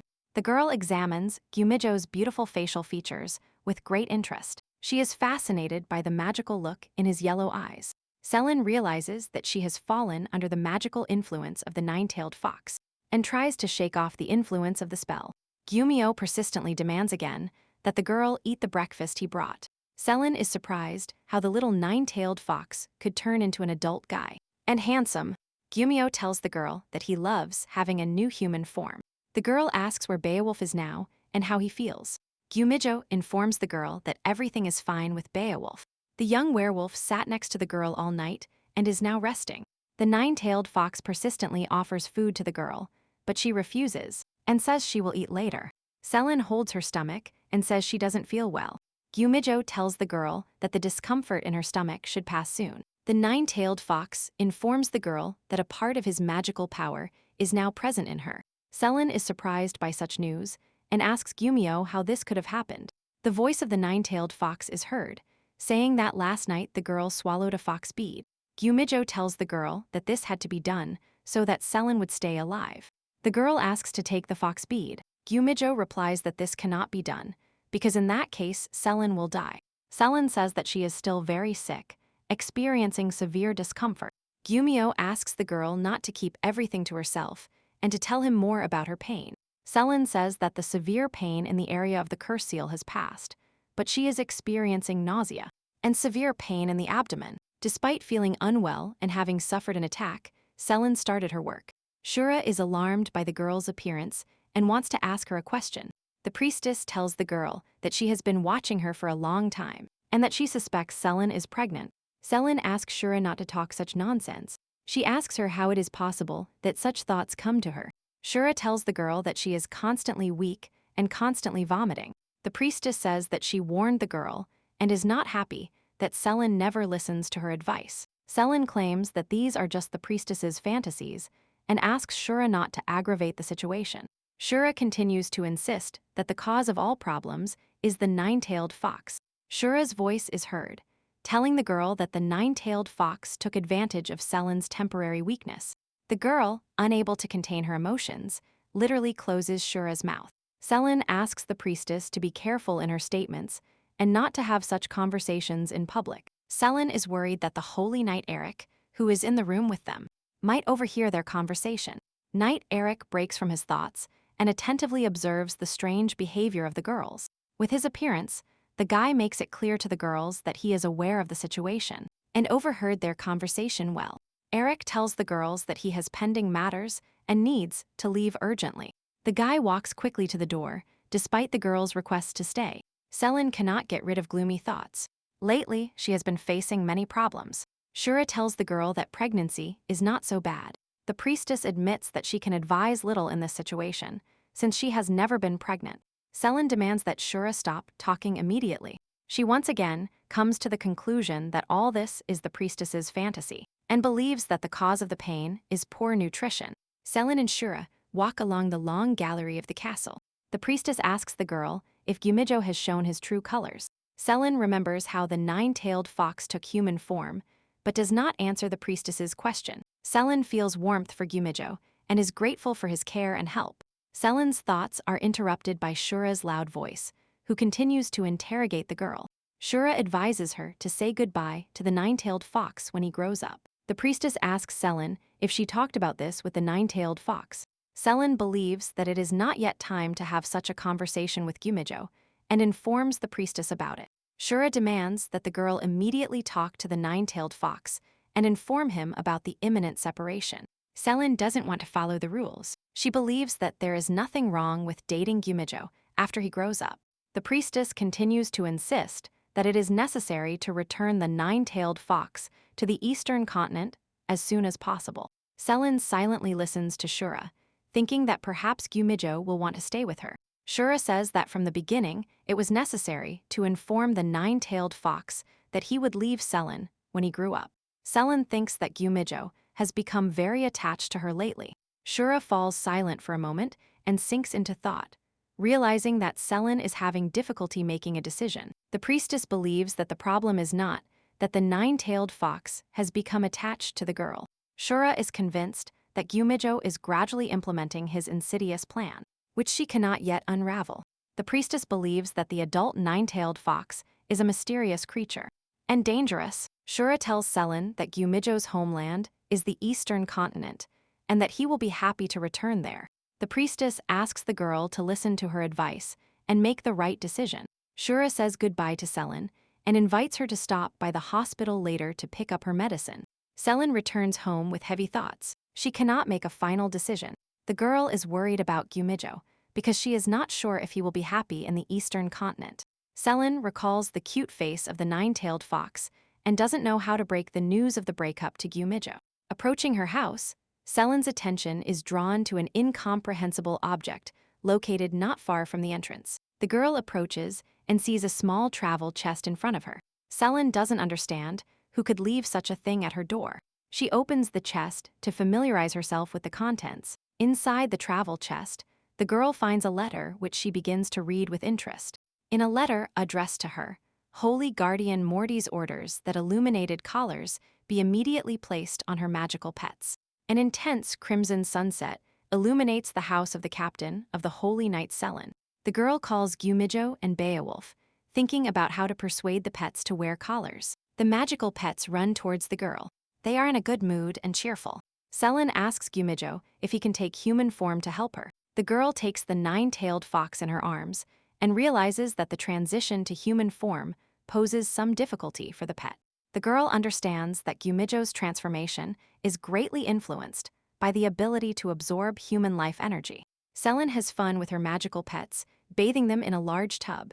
The girl hopes that, even after the breakup, they will maintain a good friendly relationship. In the large guest hall, Holy Guardian Mortys calmly drinks tea and waits for his interlocutor. A girl enters the guest room and tells Mortys that everyone is very tired of his constant visits. The girl who entered the guest hall is a holy guardian named Iris. Holy Guardian Iris continues to express her complaints about Mortys' visit. Mortys' voice is heard asking Iris if she has ever seen common knights and commoners capable of sensing the energy of magical creatures. Holy Guardian Iris believes that it is impossible for a simple knight to sense magical energy. Iris starts getting angry. She doesn't want to waste time on Mortys' crazy fantasies. Magical creatures come from animals, which affects their behavior. The voice of Holy Guardian Iris is heard, saying that an ordinary person and commoner cannot sense magical animals. Mortys tells Iris that he knows a holy knight who can sense the energy of magical creatures. Iris begins to express her doubts. Mortys abruptly interrupts her and tells her that he saw this night with his own eyes. Their conversation is interrupted by the sounds of a religious sermon taking place in a nearby temple. The holy guardian Iris does not believe Morty's words. She tells him he is completely crazy. Iris looks closely at holy guardian Morty's. She is amazed by his calm reaction. Morty's breaks the silent pause and tells holy guardian Iris that he is the holy knight of the Western continent. Iris's mood changes greatly. She asks holy guardian Morty's to tell her more about the holy knight. Morty says that the holy knight was able to sense an unusual magical creature. Holy guardian Morty's continues his story.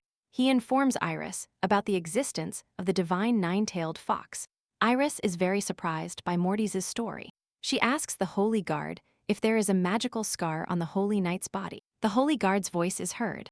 Morty says he does not have such information. Iris says that if the holy knight has a magical scar on his body, it could be part of the prophecy. Holy guardian Morty's hopes they can soon check if the holy knight has a magical scar. Iris asks who this knight is. Morty says he is the captain of the Holy Knights of the Green Empire. Holy guardian Morty's reveals that he recruited the captain of the Holy Knights to search for the chosen one. Iris asks how the captain of the Holy Knights reacted to the phoenix feather. Morty's remembers that the girl was a little excited. Holy guardian Iris jumps from her seat. Morty's asks where she is going. Iris plans to leave immediately to meet the captain of the Holy Knights. Holy guardian Iris says she must personally meet a knight with unique abilities. Domingo walks slowly down the hallway. Accompanied by monks, he overhears a loud conversation between holy guardians Iris and Morty's. Holy guardians Iris and Morty's open the doors of the guest hall and are surprised to see Domingo standing in front of them. Domingo's voice is heard asking holy guardian Morty's what he is doing here. Domingo looks at Morty's with a penetrating gaze. He asks the holy guard once more what the reason for his visit is. The holy guardians kneel as a sign of greeting and respect. Morty says he came to visit Iris. The strange answers and the agitated reaction of the holy guard make Domingo doubt Morty's sincerity. Domingo tries to understand why the holy guardians gathered here and what they discussed. Morty says they haven't seen Iris for a long time and decided to meet with her to discuss urgent matters. Domingo points out that according to the latest orders, holy guardians are forbidden from meeting. Domingo tells Morty's that he severely violated the rules and must receive the punishment he deserves. Morty's replies that for many centuries, the holy guardians supported each other in difficult times. Domingo becomes enraged by Morty's response and demands the unconditional execution of his orders. Taking out his heavy staff, Domingo swings it to attack. Domingo says that no one dares to ignore his orders and strikes holy guardian Iris with a strong blow. Holy guardian Morty's runs towards Iris. He was very afraid for the girl. Domingo is self-satisfied. He looks at the holy guardian smiling cheerfully. Morty's voice is heard saying that Iris is the second guardian and protects the nation from extermination. Domingo replies to Morty's. He tells him that if the duty of the holy guardians is to protect the nation, then why don't they go to the front and take the first blow from the attacking monsters? Domingo says it doesn't matter how useful the holy guardians are. They must follow his orders. Otherwise, everyone will face severe punishment. Domingo informs the holy guardians that the old order is a thing of the past, and that, to survive, everyone will have to accept the new rules. The holy guardians realize that difficult times have come for them. Domingo sarcastically asks holy guardian Iris if she is really the second guardian. He orders her to go to the front to prove her professionalism and her right to be called the second guard. Domingo's voice is heard saying that he is tired of losing knights and seeing a large number of useless guardians at court. Morty's is indignant at such statements. He tries to object to Domingo, but Iris stops him. Holy guardian Iris tells Domingo that she accepts his offer with honor. Domingo praises Iris and says that the holy guardian is a true role model. Domingo's voice is heard asking Morty's if he has found the fugitive holy guard. Morty's replies that he has not found the fugitive guard and intends to continue the search. Domingo's voice is heard, intending to find all traitors and conspirators within the order and severely punish them. Domingo says that only he is capable of protecting the kingdom from the destruction of monsters. He believes that strict discipline and unconditional execution of his orders will help him achieve his goal. Selen is in a large port, one of the cities of the eastern continent. and is welcomed by a young monk. Holy guardian Julius, while arrested in a dungeon, feels that the spirit pet has arrived in its homeland in the Eastern continent. The Eastern continent is a populated, vibrant place. Its pace of life and customs are very different from the Western continent. Selin is in the garden of her house. Under the warm rays of the sun, she reads a book. Her magical pets play happily beside her. The girl is enthusiastically immersed in the plot of the book. Her soul is calm and serene. She feels happy in those moments. The magical pets have grown a lot lately. They look good thanks to good nutrition and regimen. Suddenly, a strong gust of wind covers the forest clearing where the magical pets play. Gyumijo stops his game and listens attentively. The girl pays attention to the reaction of the nine-tailed fox and decides to check the protective barrier of the house. Selin realizes that someone is trying to sneak in through the secret entrance of her house. The girl asks the magical pets to stay still while she goes to check the protective barrier. Selin cannot understand who disturbed her rest and heads towards the protective barrier. The girl hides in the dense shrubs and tries to detect the intruder. The identity of the stranger who disturbed the family idol greatly surprises Selin.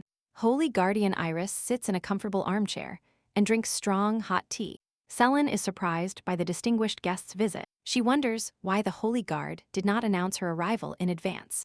The girl is worried about the frequent visits of the Holy Guards. She is trying to cope with severe inner discomfort.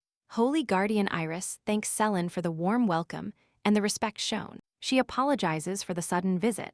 Selin informs the Holy Guard that now is not the best time for visits, since monster attacks have become more frequent in recent days. Holy guardian Iris's voice is heard telling Selin that the monster attacks will cease in the near future. This information greatly surprises the girl. Iris explains that this prediction was made by Holy Guardian Mortis and that she has no reason not to trust him. Holy Guardian Mortis has a high magical level and has been protecting the kingdom from chaos and destruction for many decades. This news greatly pleases Selin, as the increasing frequency of monster attacks lately has seriously threatened the city's residents. Holy Guardian Iris says she is going to explore the borders of the Western continent and asks Selin to help her on this journey. Selin replies that she cannot leave the garrison, as monster attacks have become more frequent recently and numerous. Holy Guardian Iris is disappointed with the girl's response. Selin invites her to choose another knight to accompany her. Iris says the girl should not forget who she is talking to. The Holy Guard insists on fulfilling the request. Selin apologizes. The girl thinks about what will happen to the magical pets if she leaves them alone. Holy Guardian Iris carefully observes Selin's reaction. She believes the girl is hiding something from her. Selin intends to offer Iris another knight to accompany the Holy Guard again. Iris continues to persuade Selin. She doesn't understand why the girl refuses to accompany her. Selin makes a decision.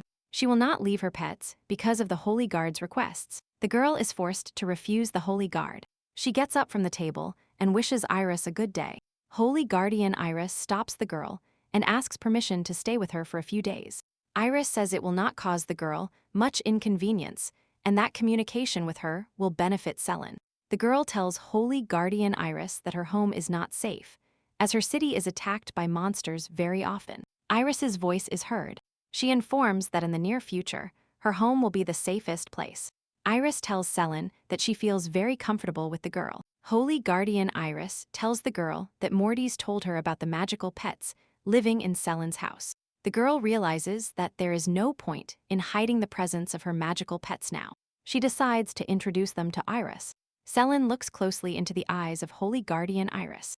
The girl realizes that her gaze is very similar to Gumijo's gaze. The girl invites the Holy Guard out to the yard, where the magical pets play carefree.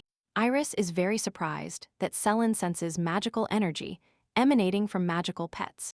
Beowulf and Gumijo stop their game and look closely at Holy Guardian Iris. Gumijo is a very young nine-tailed fox. However, he has the magical energy of a 500-year-old adult magical creature. Selin calls the nine-tailed fox. Holy Guardian Iris sees that there is a magical connection between the girl and the pet. Selin has unique abilities that are not available to many Holy Guardians. Iris approaches the girl and asks her to show her the room where she will spend the night. The girl invites Iris to occupy the best guest room and offers to go inspect it. Iris expresses her desire to bathe before going to bed and asks the girl to help her with the water procedures. The maids help Holy Guardian Iris bathe, as she came to Selen's house alone. She asks the girl for help. Iris asks the girl not to be stubborn and to help her with the water procedures. Selen refuses Iris's proposal. The girl tries to find a reason to formulate her refusal. Holy Guardian Iris's plan is to check if there are magical scars on the girl's body. Selen tells Iris that she prefers to swim alone and is very shy in the presence of strangers. Iris intends to immediately remove Selen's clothes to confirm the presence or absence of magical scars. Holy Guardian Iris grabs the girl's clothes and tries to rip off her blouse. Unexpectedly, Gumijo comes to Selen's aid and stops the Holy Guard. Iris tries to find an explanation for his action, but cannot quickly find an excuse for her actions. Gumijo looks at the Holy Guard with a magical gaze and asks Iris what she is doing. The nine-tailed fox in human form says he will not release the Holy Guard until she explains what is happening here. Iris is left speechless, very surprised by the nine-tailed fox's transformation into human form. Gumijo continues to hold the Holy Guard and demands an immediate answer to his question. The dialogue between Gumijo and the Holy Guard is interrupted by Selen's loud shout. The girl demands that the nine-tailed fox immediately release Iris. The nine-tailed fox in human form listens to Selen's requests. However, he is very displeased with the Holy Guard's behavior. Iris cannot overcome her surprise and carefully examines the fox ears on Gumijo's head, who has taken human form. Holy Guardian Iris is amazed that the young nine-tailed fox possesses the magical energy of an adult creature. Gumijo transforms into his normal animal form and jumps into Selen's arms. The girl tells him that he should not behave like that towards Iris. Selen calms the nine-tailed fox and asks him to join Beowulf to play more in the backyard. Iris watches as Gumijo leaves them and returns to the conversation about taking water treatments together. The girl apologizes to the Holy Guard. She tells Iris that she prefers to swim alone and cannot accompany her. Selen informs that she has urgent matters and wishes the Holy Guard a good rest. Iris listens to Selen silently. The Holy Guard is a little upset that her cunning plan did not materialize. Iris tries not to show her emotions. She thinks a new cunning plan will occur to her soon. The Sacred Guardian thinks that taking a hot bath is the best way to calm down and relieve stress. Iris is enjoying a hot bath. She hasn't been so relaxed in a long time. The Holy Guardian is trying to figure out how else to try to find out the presence of a magical seal on the girl. Night has fallen. Holy Guardian Iris tries to enter the girl's bedroom. Iris watches Selen sleep peacefully in her large bed. The Holy Guard slowly, on tiptoe, approaches the sleeping Selen. She tries not to make noise so as not to wake the girl. Iris approaches the bed and carefully takes the edge of the blanket to lift it and see the girl's shoulder. Suddenly, Gumijo stops the Holy Guard and strikes Iris's hand with his paw. The nine-tailed fox takes a fighting stance, growls loudly, and intends to attack the Holy Guard. Iris does not stop trying. The next day, she tries to break into the girl's bathroom without knocking to check for absence or presence of a magical seal. The nine-tailed fox does not allow Iris to enter the bathroom. He is able to calculate all the Holy Guard's plans. Unsuspectingly, Selen sees the nine-tailed fox attacking Iris. Iris's next failed attempt was to pretend she fell and accidentally took off the girl's clothes. Iris's fourth attempt was to pretend she accidentally spilled water, but in this case, Gumijo did not allow her to do so. The Holy Guard is sitting at the table in a bad mood. Iris tried a variety of methods, but they did not lead to a successful outcome. Iris understands that the reason for her failures is the nine-tailed fox. If it weren't for him, everything would have worked out for her. The loud sound of the front doors opening is heard. Iris understands that it is Selen returning from combat duty. Selen feels very unwell and has difficulty moving around the house. Iris and Gumijo go out to meet Selen. The Holy Guard asks the girl what happened to her. The girl says there is no need to worry too much about her. Since she sustained minor injuries, Iris demands that the girl immediately contact a healer. Selen reports that there were many wounded on the battlefield, so she is trying not to distract the healers due to minor injuries. Iris believes this girl's behavior is wrong and offers her help. Selen says that today's fight was a good lesson for her, and that she will be more careful in battle in the future. The girl believes that holy knights must become stronger to be able to protect the Holy Guards. Iris tells the girl that the Holy Guardians can protect themselves. Selin considers it necessary to protect the holy guardians, as their death will lead to the destruction of the state. The girl apologizes for not being able to continue the conversation any longer and intends to go to her room to rest. Iris is grateful for the position of the holy knights, who at the cost of their lives protect her, and the other holy guardians from destruction. The holy guardian recalls her childhood, in which the holy knights always protected her from aggressive monsters. Day and night, the holy knights stayed by Iris's side when she was little. When they were attacked by magical monsters, the holy knights were always the first to fearlessly charge into battle. Iris realizes that if it weren't for the protection of the holy knights, she would have been destroyed by magical monsters as a child. Holy Guardian Iris recalls her first fight with a huge aggressive monster.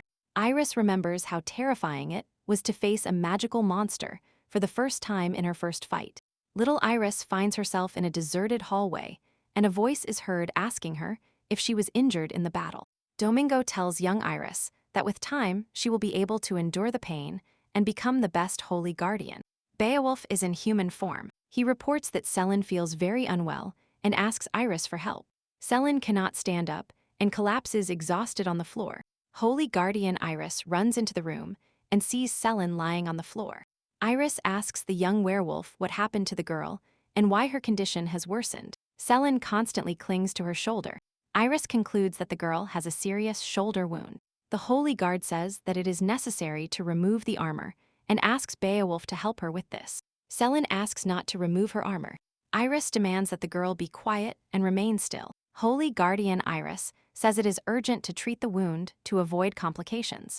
Selin again asks not to touch her armor and loses consciousness.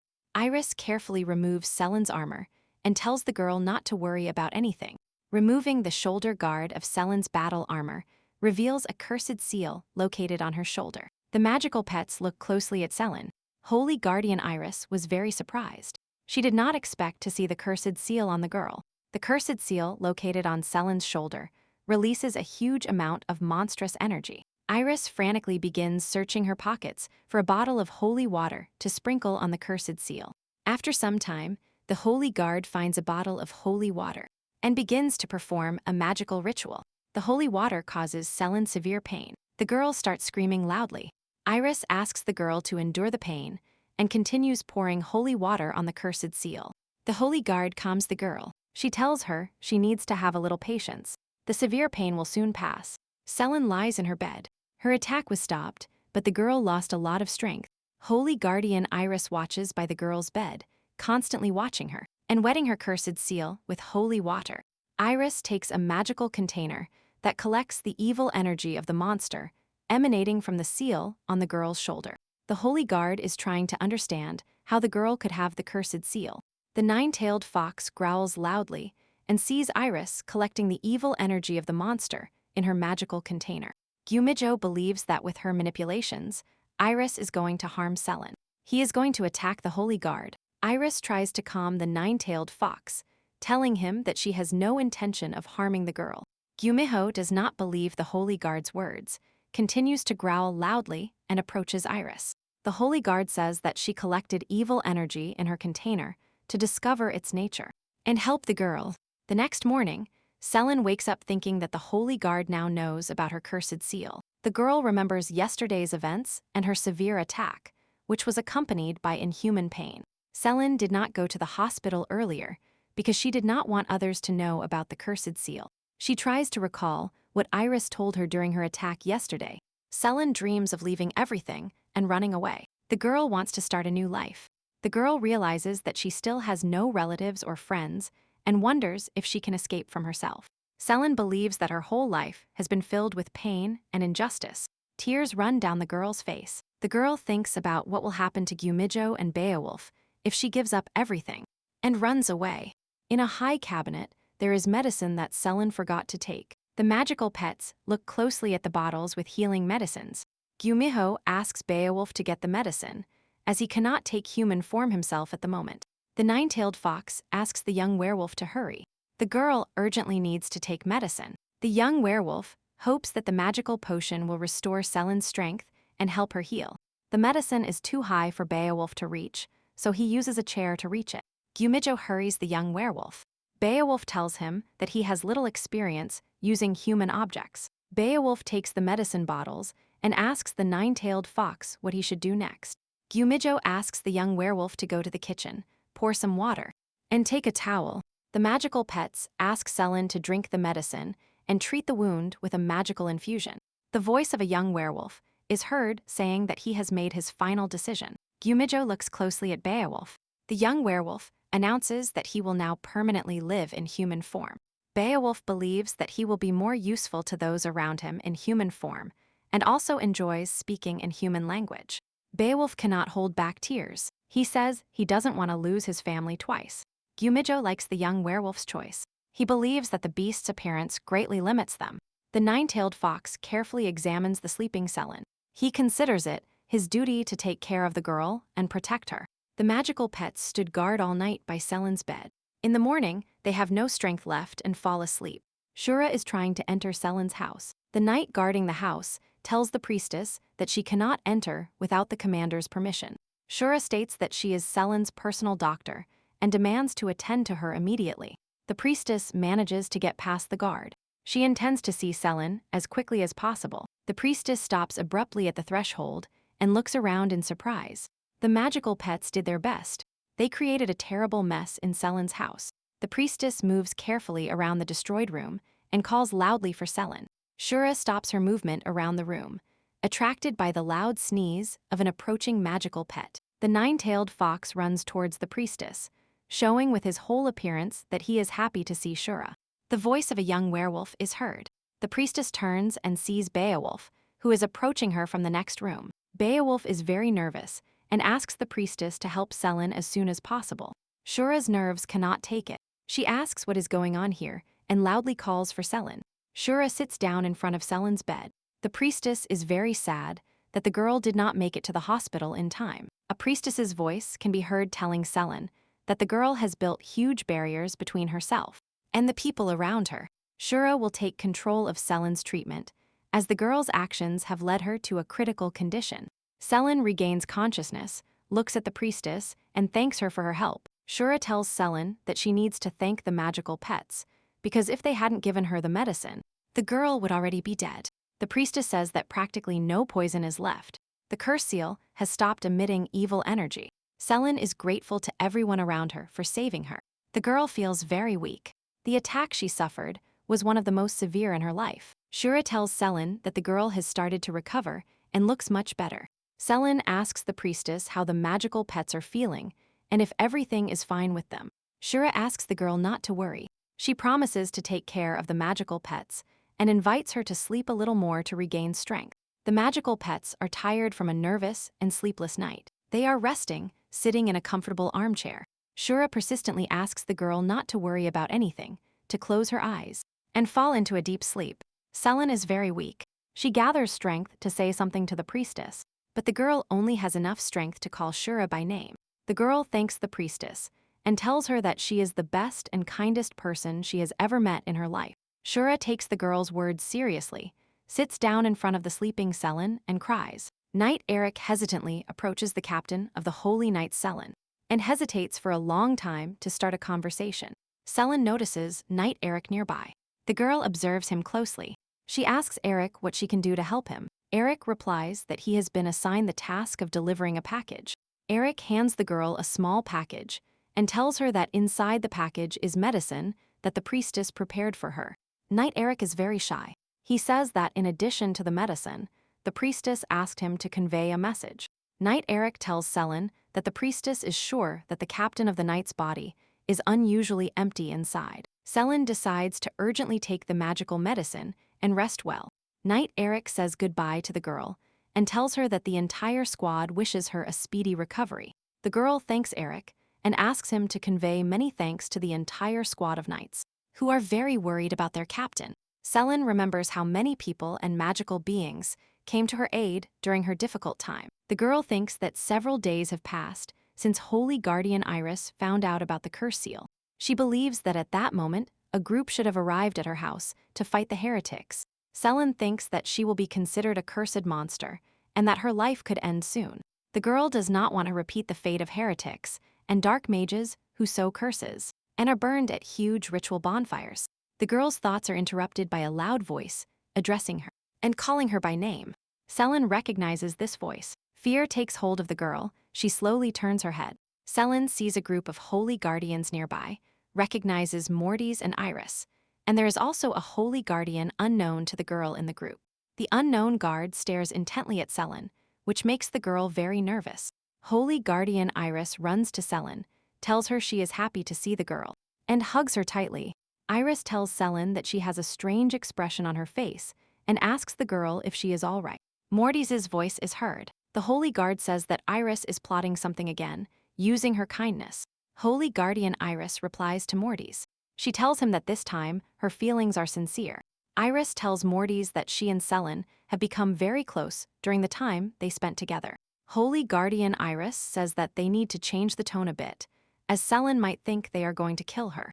Selin is very tense. The girl really thinks the guards have come to destroy her. Realizing that it is useless to be nervous, the girl intends to accept fate as it is. Iris tells the girl that the carriage has arrived and suggests they leave quickly for home. Since there is a lot to discuss, Holy Guardian Morty's is not delighted with the fuss and childishness emanating from Iris. Morty's deduces that Holy Guardian Iris really likes Selin. Morty's is interested in what the Holy Guard next to him thinks and asks him a question.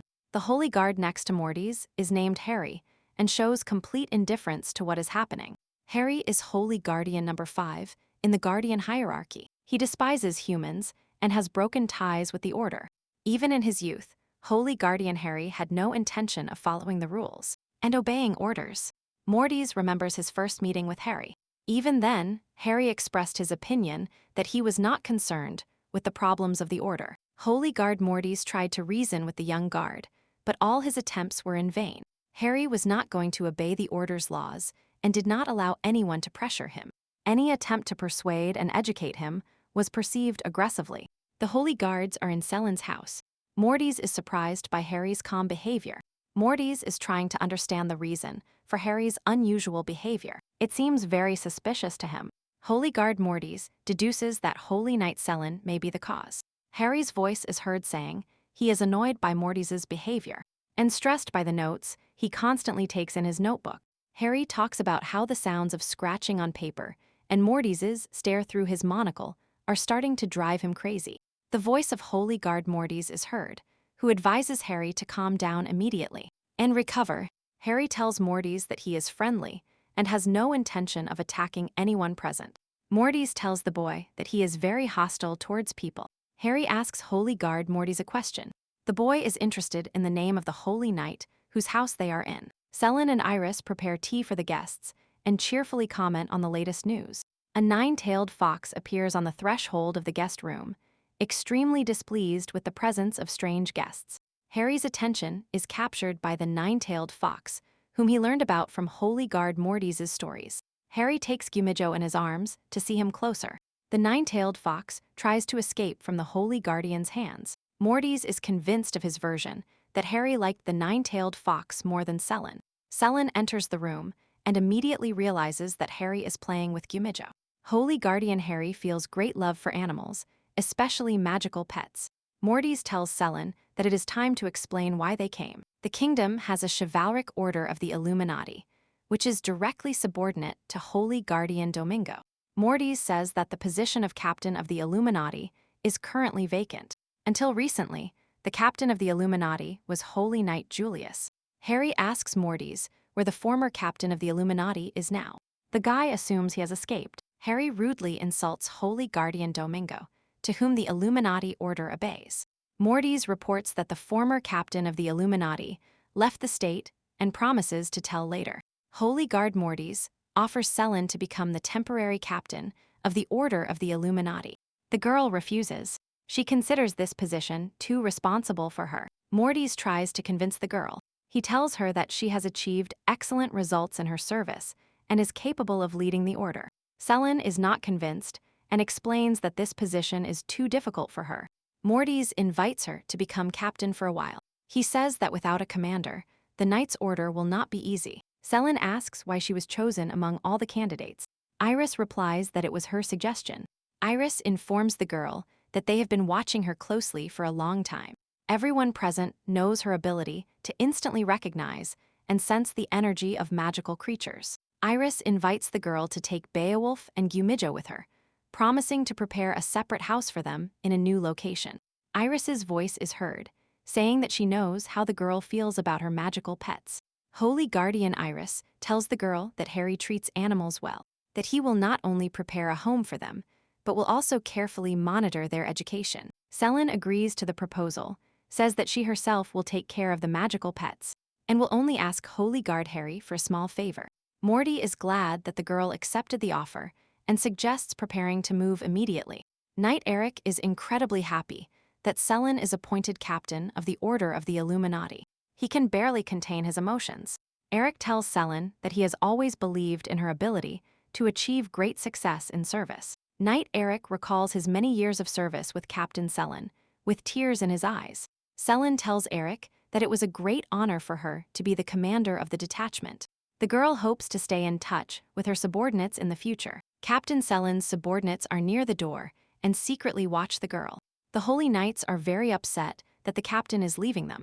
Selin slowly gathers her things. The girl thinks about how much time she spent in her house. She still cannot believe that she will become the commander of the Order of the Illuminati Holy Knights.